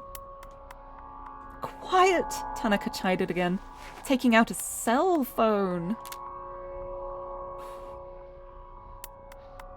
Here, take a look at this. Huh? Osawa could never have anticipated what he saw on the LCD screen.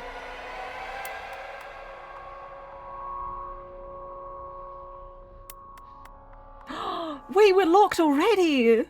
We got a keep out for Osawa's already! Huh. Wait, no, I think this is actually one that we already have. Didn't we have a jump in Achi's? Yeah, because Tanaka was texting Hitomi. Hitomi sent a message to Tanaka. And we got the jump. Which jump was it? Was it this one? Somebody? I don't think it's that one. I think it's this one. Yes! Yes, we do have the jump for this one. We can carry on.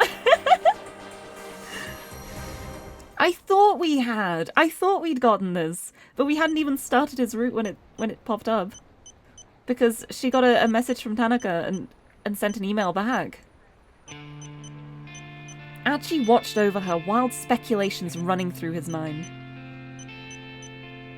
When in doubt, choose violence. I think that's what everyone's choosing at the moment. But that's also a very fair assumption too. Like, don't trust anybody. It could have been a knife. It could have been a banana. You'd never know. It could have been that Tanaka just turned around and was like, actually, I'm betraying you now, stab, but it was not.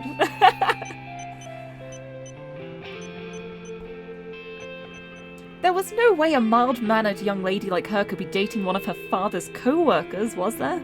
Yeah, because she was sending the messages to Tanaka. And the assumption was that they were dating, but my assumption was that she was using Tanaka as like a father figure because of her own father not really being there. So I found it really funny that Achi immediately went to like, oh, they're romantically involved. They're dating. I thought it was just like father figure. Oh, I want that one day. Imagine showing up to a knife fight with a banana. Oh, I hope you have a lovely dinner as well. Thank you for stopping in. I hope you've enjoyed the blah blah chaos. But here, we can jump. We got the jump. We can go. We shall not be kept out. We got the message. Here, take a look at this. Huh? Osawa could never have anticipated what he saw on the LCD screen. It was an email from Hitomi. Stifling an exclamation, he scanned the contents of the message. There's a man following me. He has a gun, and I think he's trying to kill me. I'm safe for the moment, so try not to worry. The kidnapper warned me, told me not to contact my family or the police. Please keep this email a secret. Yeah, I guess it makes sense then for him to like corner him in the toilet, because at least the Kachiwara cannot see him here. I hope. I would hope at least. Oh, now we know the contents of the email as well.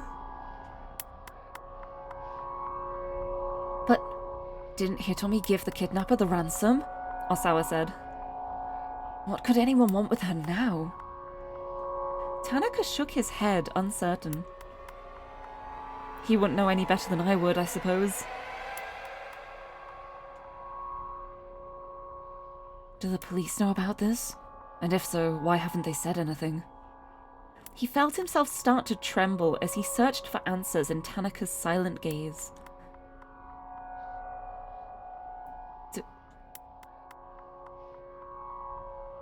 Do you think this could be related to that other thing? I like how neatly the toilet paper's folded. I've never actually seen anyone fold toilet paper like that in real life. It's always just been like loose on the holder. I've never seen someone fold it into a point like that. It looks so neat though. I doubt it. If it were, why would they... I think that's meant to say go. Why would they go after Hitomi? I suppose you're right, but... Osawa was shaking outright now. Tanaka laid a hand on his shoulder. First, just calm down, and let's think about what we know about the kidnapper. Oh, you've seen it in hotels? Oh, I don't think I've been to fancy enough hotels. I always go to cheap hotels. But yeah, it's always interesting with the holders that are like built into the walls as well. I tend to see the ones that are stuck onto the outside of walls. His composure helped Osawa keep himself under control.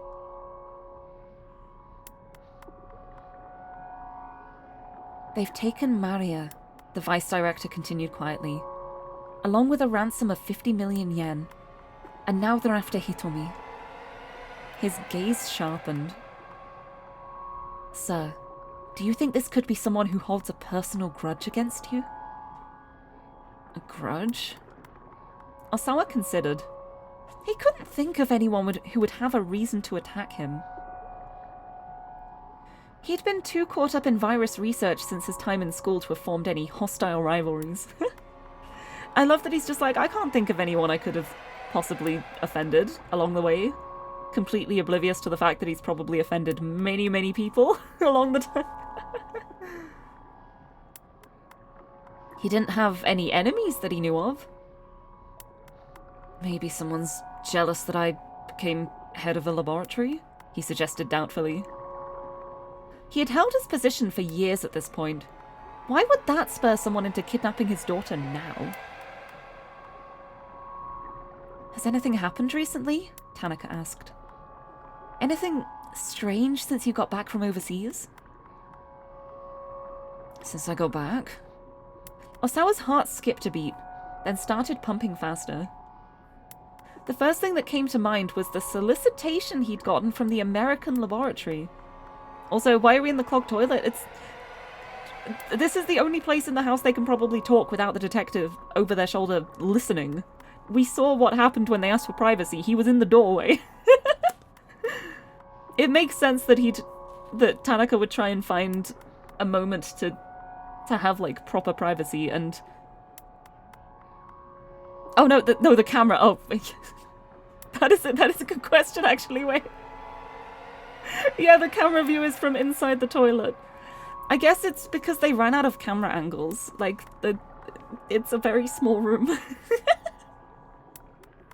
So it's the only angle they had left. Unless there's a camera in there. And that's what clogged it. I mean, I say that jokingly, but it very possibly could happen. Like, in this game, you don't know anything. It's cinematic. If he accepted the offer, it would put Okoshi Pharmaceutical in quite a bind. Possibly enough to warrant someone holding a grudge over it. But the only other person who knew about the potential transfer right now was his wife, Ai. No, Osawa said.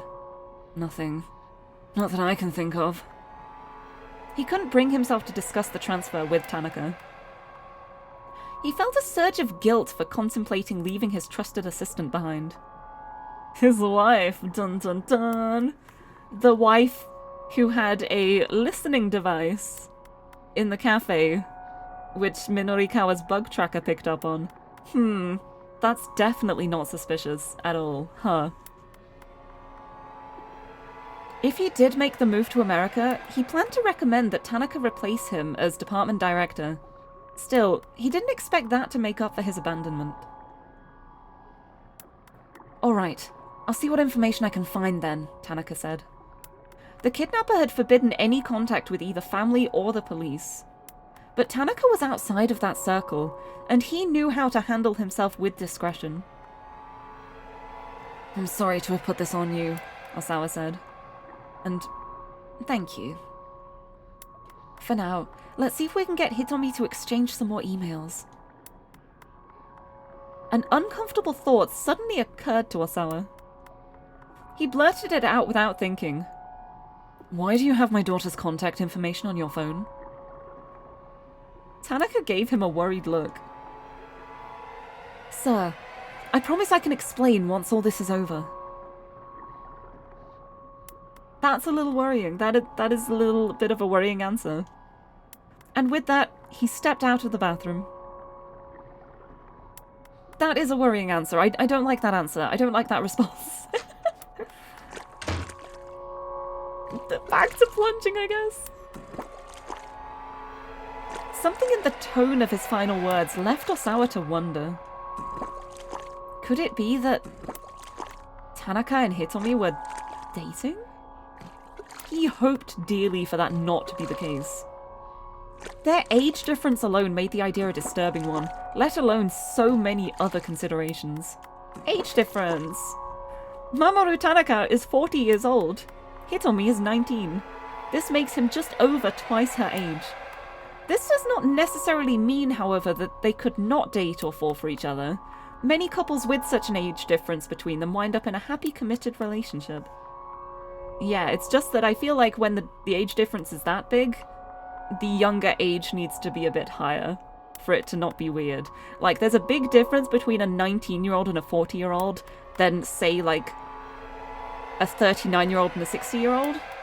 If you know what I mean? Like, as people get older, the gap means a bit less, I think. But, yeah, 19, that's, yeah.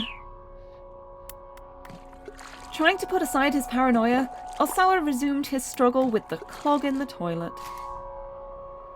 Most toilet clogs are caused by a buildup of flushable paper products, or by solid objects inadvertently dropped into the toilet bowl.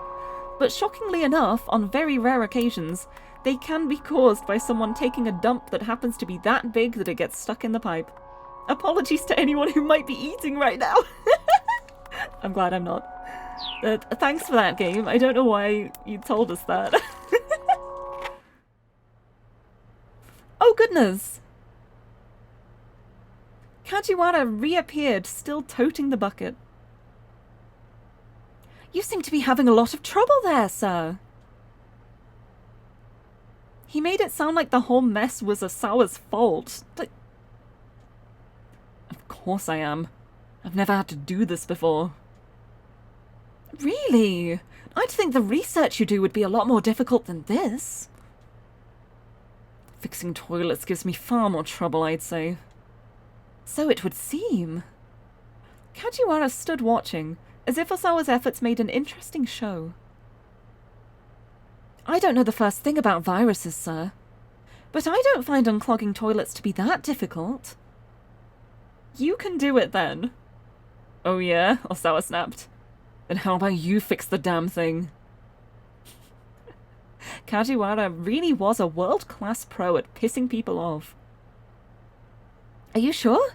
You don't mind? The detective asked. Why would he mind?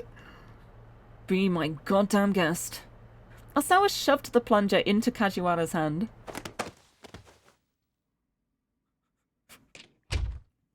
But, would you mind if I unclogged that toilet for you? Who would mind that? Nobody would mind that. Leaving the detective to handle the toilet, Osawa marched back to his study. Oh my god, it's the menu music. It's Ayakameki time. He turned on the CD player and lay back on the sofa, squeezing his eyes shut. He was seriously on edge. Kajiwara had totally broken his stride. What now? The door to the study slid slowly open. He's got the gloves on. Oh my god, that's... What a shot. This is the second album. This is the next album. Look at that. It's Detective Kajiwara, sir. Please don't come in here without asking. My apologies, Mr. Osawa. I just wanted to inform you that the toilet has been fixed. Right, fine. Osawa hardly cared. He just wanted this guy to give him a little peace. Oh my. Is that really all you have to say, sir? Nary a compliment or encouraging word? Oh, copyright music time. Here we go. Audio jungle. Audio jungle. Maybe a good job, Kajiwara? Or you're getting a promotion, detective? Osawa blew out his breath in exasperation. How? How are you a detective? I'm not sure I get your meaning, sir. You are completely clueless. I'd like to ask your superiors to replace you with a detective who knows how to take his job seriously. Yeah, I don't think we're really in the position to be giving him a promotion here. Like, we don't have that power. Mr. Osawa, with all due respect, It's unusual for a precinct detective like me to be stationed here at a victim's home. What's your point? Not to brag, sir, but I happen to be an exceptional detective. Kajiwara beamed with pride. In fact, I made an excellent showing in the Superstar Detective contest we had on our police social media service. An online platform whose primary feature is allowing people to connect with one another. The police-exclusive social media network that Kajiwara belongs to, Poxy, is very strictly regulated, with any abusive language, slander, sexual content, or lame jokes deleted almost immediately. That sounds awful, all of my jokes are lame. For a moment, Osawa thought the bolt of incredulous anger that shot through him was the onset of a stroke. How could a single person be so utterly infuriating? And you can't tell anyone about this, Kajiwara went on obliviously. But this summer, a new detective manga is starting up based on me. There is? Ooh. Planned for serialization in the MPD's monthly PR magazine. The chapter titles have already been decided. Chapter 1, The Fabled Detective Kaji. Chapter 2, Kaji Howls at the Sun. Chapter 3, Kaji Rides the Rails. Chapter 4, Kaji at Daybreak. Chapter 5, Detective Carjack. Chapter 6, Kaji, Queen of the Street. Chapter 7, Look Out, Kaji. Chapter 8, Kaji on the Edge. Chapter 9, Dance, Kaji, Dance. Chapter 10, Space Detective Kaji. And so forth and so on. This sounds interesting. Osawa spat out a peal of feigned laughter. A manga? I can tell you all about the plot, sir. Would you like to hear about it? I would not. It's about a telecommuting detective who solves major crimes using just his wits and his computer. Surely you'd like to hear about that, sir? I really wouldn't. I know I may not look it, but I'm pretty handy with computers. Kajiwara's eyes drifted over to Osawa's desktop. Oh no, that's the hand he was plunging the toilet with, no! His hand darted to the mouse. In a matter of moments, he cleared the screensaver and booted up a web browser. Hey! Osawa barked. Don't touch that! But he was too late to stop the detective. Oh, here we go. The monitor showed the page for AyaNet, a fan page devoted to Aya Kameki.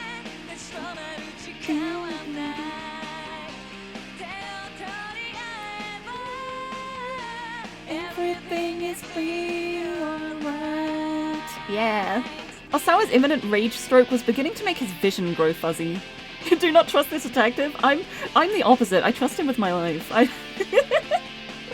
love him. It's so funny though, but because he's doing so many really questionable things, but honestly, it's the people who aren't doing questionable things that make me suspicious in this. Like, I don't know, I think it's the banana for me. Like, the biggest villain of all time could come up, but if they offer a banana, I'm like, this is probably a good guy. Even when it's like really blatantly wrong, I'll just be like, oh, this could be a good guy. Also, you'd love if there's actually a manga based on this released as a bonus thing. There's actually an anime series spin-off that, it came out a while ago. It's an anime that came out a while ago. And I think if I mention the title of the anime, it might spoil things later in the game. So I'm going to mention that at the end. But it's an anime that, it's not 428 Shibuya Scramble, but it's related to some side characters in the game that will kind of give away some experiences later on. But there's an anime, and it's the kind of anime where I don't think people would realize that it's a spin-off of this game because it feels so, like, totally different. But it actually is. It's all linked. It's the same universe. Also, Pillow Ford, hello! Welcome, welcome! Apparently haven't been in for a while because you don't have points anymore. Oh, that might just be because you spent them all. But welcome, welcome! Anyway, I love that I'm keeping it on this screen with the copyrighted music instead of going through as fast as possible. Thank you for the hydrate. I'm gonna have a sip. I'm gonna be very loud as I take my sip. To try and speak over the top of the music. Okay. You come to the site regularly, sir? Regularly? Well, I'm not sure I'd, Osawa trailed off, feeling the heat of a blush flare on his cheeks. There's a lot of stuff on this site. Is there a section you primarily spend time on? Well, I mean, for my part, I really only go to the fan forums for folks 40 and over. Aha! With a twinkle of curiosity in his eyes, Kajiwara peered at the computer screen. Having his privacy invaded to this degree was the ultimate disgrace. All right, Osawa huffed. You're an amazing detective, Kajiwara. Just incredible. I see you in a new light now. Well, now, would you please? Oh, decisions. Do-do-do-do-do-do-do. Okay, what are we doing? Are we going to try and get him out of the room, or are we going to leave the room? Probably spend them all on confetti. Very, very likely. What do? Kajiwara must leave. I shall leave. Here we go, the poll is up. Why does it have to have the music playing so loudly at poll time? It's okay, it's okay. Feel like us leaving wouldn't be good, but isn't that what people like? Don't people like the bad options? But yes, we can either try and usher him back out of the door, or we can just leave ourselves. Oh no, I accidentally clicked on the screen, hold on. I'm going back to the jump. I did not mean to actually click on it. The poll is up. Are we gonna make him leave? Or are we gonna leave? Here we go. At least it's going back to the start of the song. This is the part that doesn't tend to get copyright struck. Right. Now would you please get out of my room? Or are we gonna leave the room? The choice is ours. But it looks like we're gonna try and push him out of the room anyway. Alright, the poll is up. Alright. Kajiwara must leave. Get the hell out of my room. He tried to usher Kajiwara back out the door. Alright, sir, the detective said. Alright, I understand. I'll leave. But before that...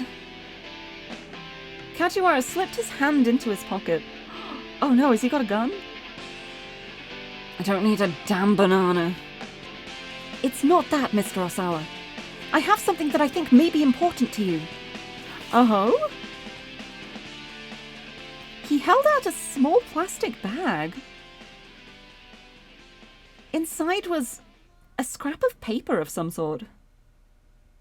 What's that? Osawa asked. This is what was clogging the toilet, sir. With some hesitation, Osawa took hold of the bag. I really hope he washed it. I really hope he washed it. Huh? That's... The passenger name here is listed as Kenji Osawa. In the plastic bag was a plane ticket. Specifically, the one for his upcoming flight to the US the following week. Why would that be flushed? And welcome back. I hope you had nice food. You knew the toilet clog would be important. I knew it. Knew it. He'd left it out on his desk. How had it wound up getting flushed down the toilet? This looks like it's pretty important, sir, Kajiwara said. I must say, it was pretty careless of you to accidentally flush it. A wry sort of smile came to his face. He knows he didn't accidentally flush it. He's so infuriating. I love it. Although, the detective added, I suppose the question of who flushed it is another matter entirely. Osawa was at a loss for words.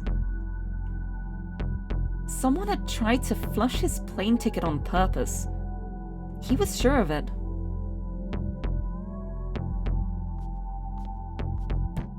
Also, yeah, that's a pretty strong plane ticket to survive, like, not being flushed entirely. To still be in one piece through that. Although, like, I've seen a lot of tickets that are very, very solid. Like, they're more like pieces of plastic, like, you know, the plastic that wobbles when you... Why is that how I'm trying to describe this? Like, the plastic that wobbles when you wobble it, and it goes like wobble, wobble, wobble. So it's like paper thickness, but it's not paper. Yeah. Or if it's laminated. Like, yeah, laminated paper, like something like that. It is very impressive that it didn't actually get flushed, though. That it stayed in one piece. Yeah, like the... I wonder if I've got anything that can make that sound. I want to make that sound now. I know I have folders somewhere. I don't know where they are, though. I wonder if I could do it with, like, one of my notebooks? I've got some notebooks with that kind of, like... Hold on. No, I can't make the wobble with this.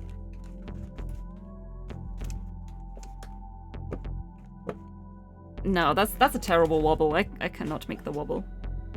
No, I have to have something. Sorry, 1 second. I'm gonna try and find one of my clear files out, because I know I can do this. I know I can do this. No, I got one right here.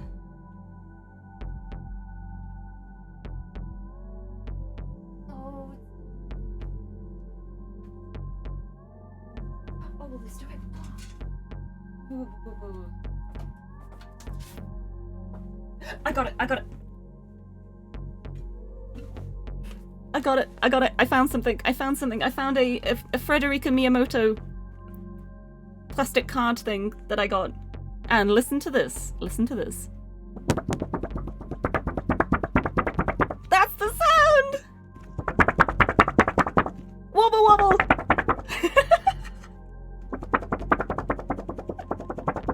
I really like that sound. Okay, I need to actually... I need to stop getting distracted. But that was a great wobble.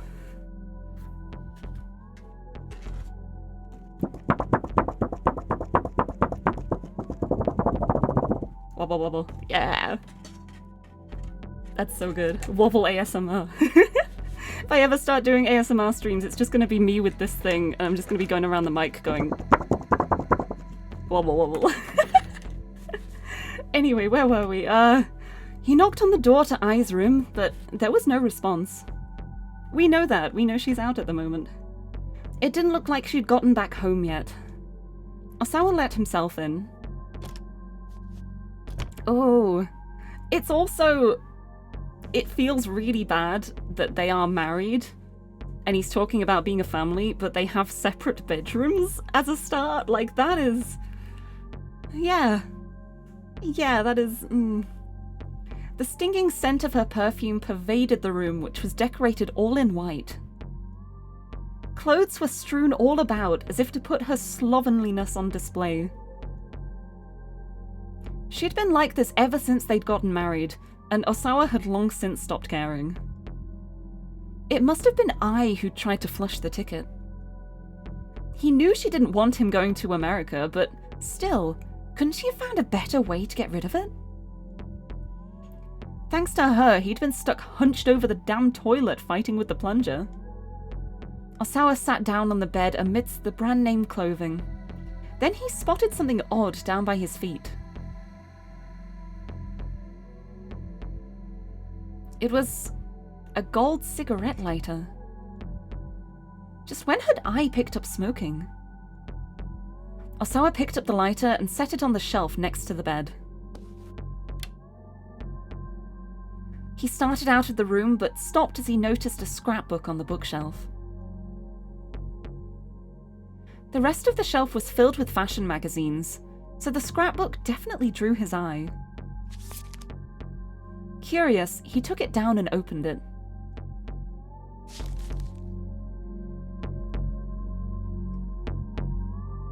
Oh dear. The book was filled with articles and write-ups about the results of Osawa's research and the company's various achievements. Flipping through the pages took him on a trip down memory lane. There was even an old company memo welcoming Tanaka on board as his new vice director. There was a photo of Osawa shaking Tanaka's hand at the party, celebrating his new position. It was a little peculiar to think that she had bothered to keep something so trivial. A series of magazine articles was nestled between the pages further into the book. These hadn't been clipped out for inclusion in the scrapbook itself. Osawa glanced through them.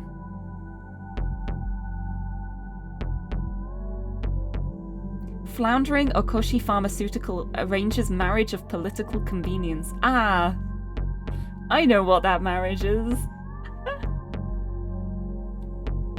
Oh!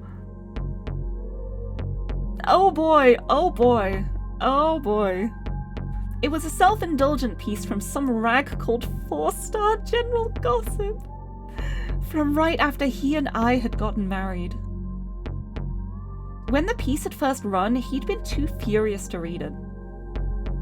Now he gave it a quick looking over. It was pretty much exactly what he'd expected. Is that a reference you're not getting? This is the magazine that Minori Kawa is writing for right now. This is the name of the magazine that Minori Kawa is rushing around to write the entire magazine of. It was pretty much exactly what he'd expected. It talked about how one of the corporate directors had sacrificed his own daughter in order to keep one of his researchers on board. What? Sacrifice? Sacrifice? Allowing someone else to come to harm for one's personal gain. In this case, the term is used figuratively, not literally. Referring, of course, to Makino offering Osawa Ai's hand in magic. In marriage? Why did I say magic? Offering him her hand in marriage. Rumours abound of marital strife between the newlyweds. The article went on to talk about how Ai had been dating another man before she and Osawa had gotten married. The whole thing was a bunch of puerile rubbish. Any marriage involved some kind of calculated self-interest after all. That's so cynical. He's so cynical. It's so sad. It's really sad to think about, really. Like the fact that he is that cynical. It's just like, oh, you've never felt love, huh? Feels so bad. Whatever the reasons for their union, nothing changed the fact that I was now his wife. With a faint sigh, Osawa put the scrapbook back on the shelf.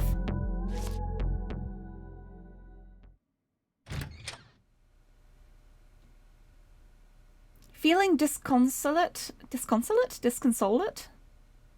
I'm guessing it's like consolation. Disconsolate? I'd guess disconsolate. He returned to his study and began flipping through his CD rack. His eyes scanned for Aya Kamiki's album For Tomorrow, Forevermore, with the tildes. A lot of her more experimental numbers were on that album. Given how discombobulated he felt right now, this was what he needed to hear. Again, Osawa reflected on how there'd been a time when he didn't care about music at all. Thank you for the hydrate! Thank you! Hydrate and posture check. I will have a sip. Sip of my drinks and I'll sit up straight. Oh, big stretch. Wah, thank you. Thank you, Dima. Cynical but not wrong. Ideally, you'd get the love of your life and your spouse gets the love of their life. Yeah, but you don't see it in like a transactional way. Like, just seeing it as a purely self-motivated kind of thing feels really bad. Again, Osawa reflected on how there'd been a time when he didn't care about music at all. He'd simply purchased copies of the most popular CD of the moment as birthday presents for his two girls. And that had just happened to be an album by Aya Kamiki. Hitomi was thrilled by the gift, but Maria hadn't seemed terribly fond of it. The next day, she tossed her copy back on her father's desk.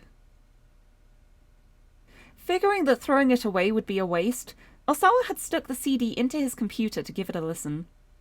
Wait, no, that's another thing to add to the terrible dad list. Just has twin daughters, just buys them the same present without even thinking about it. That feels so bad. He was immediately bombarded by an intense beat bolstered by bold, uplifting vocals. Aya Kamiki wrote her own lyrics, which did a fine job of conveying the emotions of a teenage girl. Osawa could hardly believe it. After listening to just one track, he was well and truly hooked. Before the day was out, he had purchased her entire discography. Huh? He muttered. Also, welcome back, Bob! For Tomorrow should have been in the CD rack, but there was no sign of it. Where the heck is it? Why isn't it here? For a moment, he wondered if he was going crazy. And then he remembered. It was at the lab. He'd wanted something to listen to on break at work, so he'd brought the album there. Damn it. Damn it. Damn it. Not being able to listen to it made him want to hear it all the more. It wasn't like he could just go out and buy another copy right now, either. He'd just have to borrow the copy he'd given to Hitomi all those years ago. It's so funny, like, playing this in the present day. Like, this wouldn't be a problem. Like, nowadays, in 2023, not having a physical album would not be a problem if you wanted to listen to it. There are so many ways of listening to music now. But back in 2009, no. I guess he didn't rip them to his PC, so he's got to have the discs.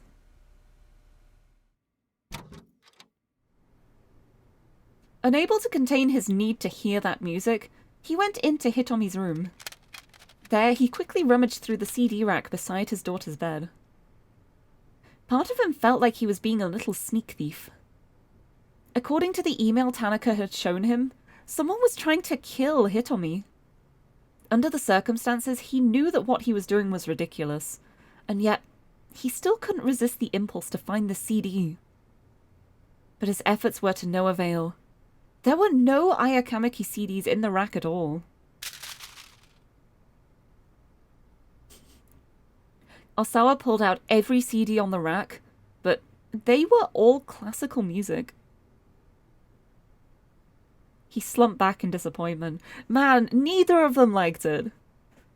One of his daughters just threw it back on his desk, the other one kindly accepted it and then probably threw it away. That's even worse. Oh. He slumped back in disappointment. It had to be somewhere here in her room. Osawa jumped at the sound of his cell and fumbled to get it out of his pocket. Makino's name was displayed on the LCD screen. Oh god, we got boss time.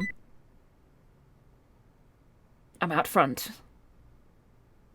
Most of your music is unavailable on streaming services. Oh, I have a fair amount of music I listen to that's also unavailable, but whenever I buy like a physical copy of something, I also save it onto my computer, like as local files.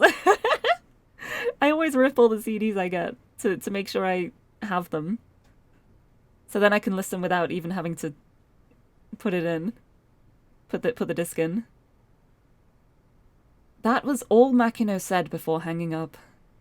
Hurriedly, Osawa began tidying up the CD rack.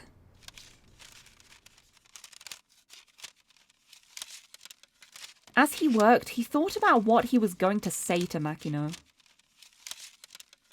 To think that someone had violated corporate policy to such unethical ends. It sullied his research. Osawa wasn't about to let anyone get away with it. What is that sound? Oh, was that him, like, rummaging through the CDs? I guess it was. And yet, as he was about to leave Hitomi's room, a sudden uncertainty gripped him. He hesitated. Did he have any right to condemn Makino for running trials in secret? Yes!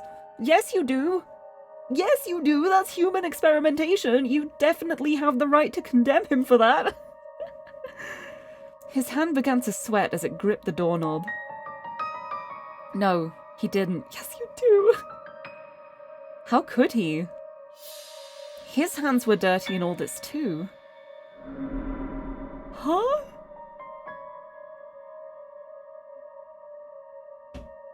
What has he been doing? We need to keep this a secret. Just between us. Hello? Hello? It'll be fine. We've already cleared animal testing. Hello? The memories hovered. Osawa himself had already administered the antiviral to someone, hadn't he? Dun dun dun!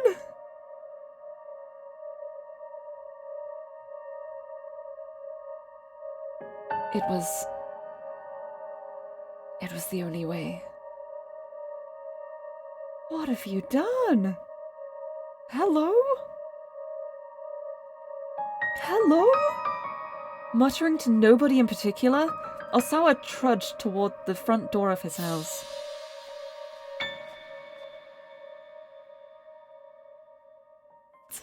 Oh my.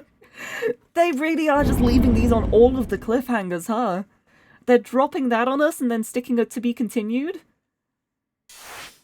They left us with a really intense cliffhanger here with a to be continued. We got the wait, we've got to keep that with Tama. Did we have another jump somewhere? I don't remember if I saw another jump somewhere. There's a jump here. Oh no, that was the jump to Achi.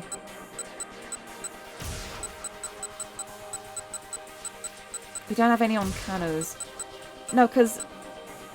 No, that's decision. Yeah, that was the jump to Minorikawa, but there was another jump here. No, that was the jump to Osawa. We still have a bad end for Minorikawa, so we can't jump yet. But, and another one here. What was this one? Somebody. No, this is the Tama jump! This is the Tama jump! This is the Tama jump. We have that. I totally forgot we had that. It's been so long. But yes, okay, our options now are Tama jump or continue in Kano now that we're not locked out of his route and he's not run off to become a farmer somewhere. Anyway, there's not much time left for the stream. So this will be the last poll I make, but we can start at least. We can make a start. Here we go, poll time. Poll time. Tama or Kano? Decisions. The poll is up. Okay, we've got a lot of votes for Tama. Oh, it's evening out though. Ooh. Ooh-hoo-hoo. Ooh-hoo-hoo. But yeah, we need to finish Kanos. And we've got the jump for Tama, so... In one of these two routes, we will find something to stop Minorikawa getting stuck in bad ends. But I don't remember which one, so we will soon find out.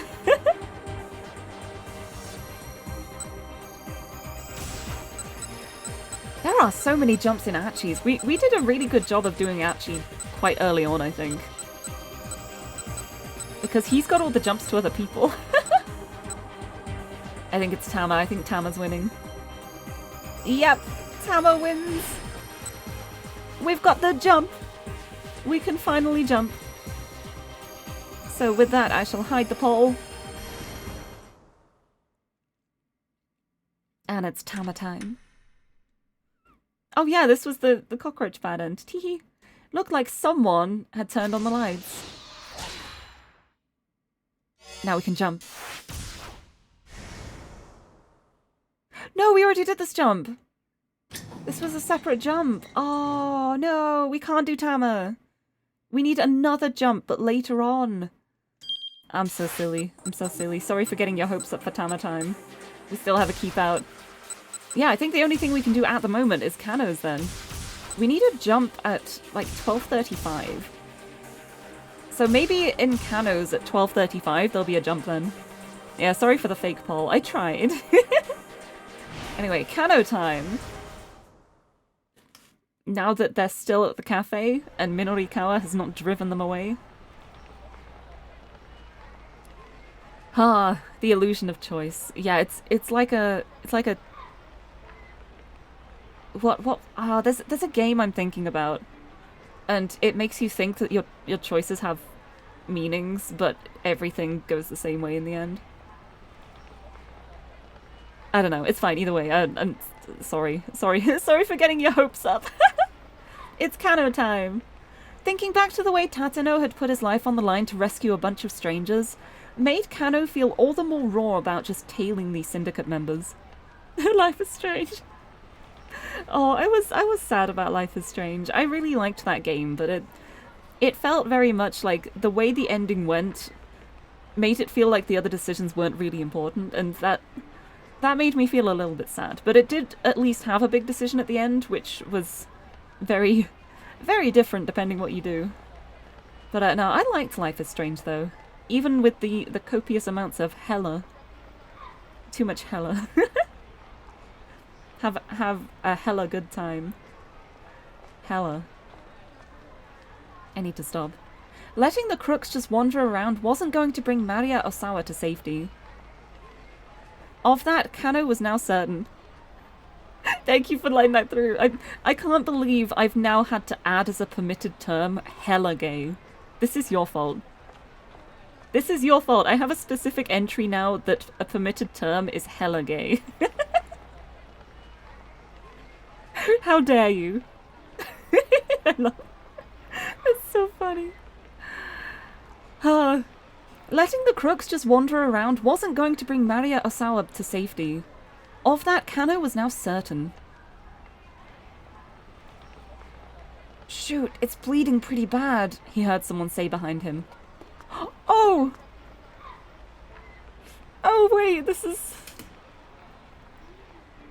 was Achi, wasn't it? Achi did this. He did this. He turned and saw two young men carrying another along. There was a towel wrapped tightly around the third's head. Hey, what happened? Kano asked. Shut your mouth. Kano blanched. Calm the attitude, he's trying to help, another voice cut in. Hey, Sasayama. It was Sasayama. Had he finished dealing with the girl by the station then? What happened to your friend? Out of my way, man. I ain't afraid to kick your ass. Look it, cut the crap and let me take a quick look. Sasayama unwrapped the towel from around the young man's head. Ooh, that's nasty. The young guy was a little more than a kid. His head was soaked red with blood. He appeared to be unconscious.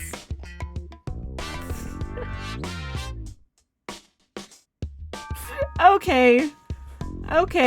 We can't just leave him like this. Are we gonna call juvenile affairs or take him to hospital?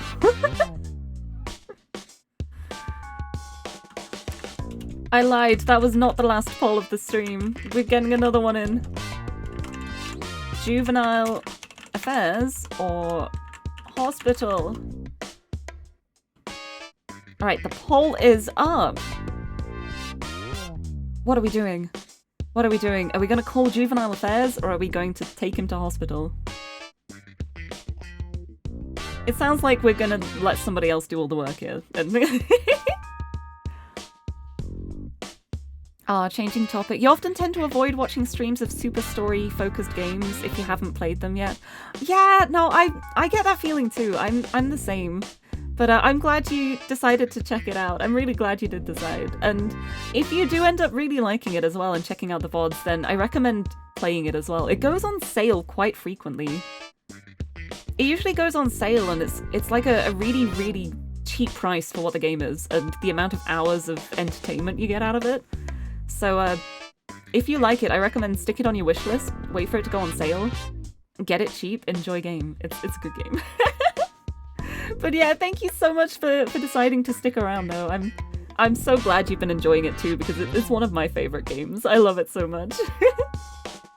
Nobody, not a single person wants to take this kid to hospital. We're just like, no, we're gonna call a different department. I love this. Yeah, this is not our responsibility. We can't just leave him like this, but we're in the middle of a job. We should call juvenile affairs. They couldn't just leave him like this, but they were in the middle of a job. They should probably call juvenile affairs. Part of the communal safety section, which handles crimes pertaining to public decency, finances, pollution, and so on. Juvenile affairs deals with misconduct and criminal activity involving minors. Since so many SOS members are underage, the Shibuya Precinct's Juvenile Affairs Division has been ramping up its efforts to deal with the gang. Although one detective in particular has been using this as an excuse to go on patrol at arcades, ignoring his duties in order to fuel his video game addiction. No, he's definitely working. He's definitely working though. Kano took out his cell phone so he could call the precinct, but Sasayama stopped him and showed the two youngsters his badge. Oh crap, you're a cop? Sasayama nodded. Who are you kids with? The Bamfs? The Bamfs, that's badass mother, yeah. Shibuya's number 2 gang. Its leader, Sohei Akari, has gathered up some big mean dudes in an attempt to make Shibuya his turf. The gang's leadership is inferior to that of SOS, but on an individual level, its members tend to be stronger in a fight. Word is that the rise of the Bamfs is one of the reasons SOS has been growing more combative recently. I see. I just went to Steam to add it, and the first review you see is mine! I'm so glad! I'm so glad! Yes, I left a review for it. Who you with? The Bamfs? SOS? SOS! Admitted one of the young men after some hesitation. Who attacked you? Yo, it ain't like that! What was it like then? Infighting? The young man was silent. Sasayama must have been right on the mark. In the course of his police duties, Kano picked up a fair amount of street gossip from the young people in Shibuya. Lately, the scuttlebutt about the legendary SOS gang was that they were dealing with some internal strife. Look, don't worry about it. I get it. There's a hospital just down that way. Hurry up and get him there. The young man batted off Sasayama's offered hand, then quickly hauled his friend away. Sounds like SOS is on the verge of breaking up with all this infighting, huh? Kano asked. He kept his eyes on the young men as they headed off. Yeah, seems like it's been pretty rough. You know, what with the original leader leaving and all. The detectives in Juvenile Affairs were well acquainted with SOS's original leader. The lovely Achi. That would be Achi Endo. Initially, SOS was nothing more than a small group of like-minded young people who hung out together, but as its membership grew, the general public began referring to the group as a gang. Word has it that back when Achi was in charge, gang members never started any conflicts themselves, but simply responded in kind when others brought fights their way. Yeah, just self-defense. He was a good leader, and then he left, and now they're all going to crap. It's all falling apart. The stories were like something out of some after-school special. There were tales of them taking down gangs who sold drugs to kids or breaking into Yakuza front offices to save their friends. The detectives with Juvenile Affairs took these stories with a grain of salt, but if there really were young people like that out there, Kano hoped to meet them someday. Oh, you have no idea, buddy. You have no idea. You already have.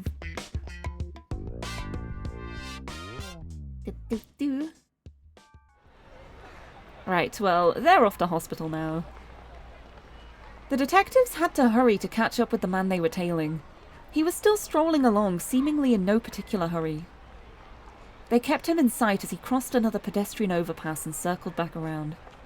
Actually, thinking about it...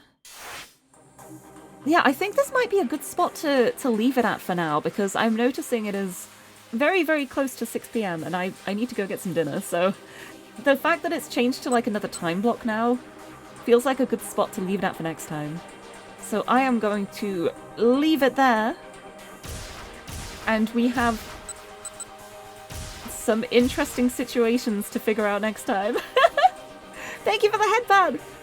But yes, let's yeah, we'll leave it at that. But thank you. Let me just whoop. I'll head on over to here and we can find someone to send a raid on to. Yeah, it seems like a pretty good spot to leave it off at. It's a good spot to start at next time as well. But thank you so much everyone for joining me today. I hope you've enjoyed the endless chaos. We plunged a toilet, we found a listening device. We did plenty of other things. It's been an eventful stream. But yes, thank you so much everyone for joining, and thank you so much for all the birthday wishes for Tiffany as well. I can't believe my little baby she is so old now. I got her as a tiny kitten. She was still very, very young when I got her. She was a tiny baby. And now she's 11. It's Tiffany's birthday. Thank you for the confetti. Hold on, I'm gonna get another Tiffany up. I took this photo this morning. It's probably going to be massive. It is. It is absolutely massive. It hit me. Oh no, I lost it. Where'd it go? What did I do with the picture? I found it. Photo. Photo of Tiffany! There she is! There's the birthday girl! In all her 11-year-old glory. It is Tiffany's birthday today. Happy birthday, Tiffany. She's so good. I love her so much. My little baby. Yeah! Even though she's 11, I still call her my baby. She's a little baby. She's just a tiny baby. I don't care if she's 11. I don't care if she's technically considered a senior cat. She's still a little baby. Look at the little baby. Wait, should I let her in the room? I think she's like screaming outside my door. I don't think she will meow while I'm still alive, but I can try. Wait! No, I bet I can bribe her with treats. I'm gonna bribe her with treats. Hold on a sec.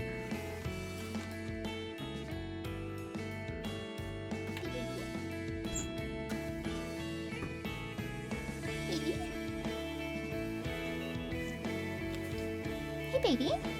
Come over here. Over here, baby. You gonna give me a meow? I have the baby next to me. Hey, Tiffany. Everyone's wishing you happy birthday. She's gone under my bed. Why are you under there? Like, I've got treats. I got treats. Gonna bribe you. Come on, meow. Give me a squeak. Come on. Do you want a treat? That was so quiet. Hold on, I'm gonna move my mic. Do you want a treat? There she is! Hi! You want a treat? Hello? What was that? Hello? Meow!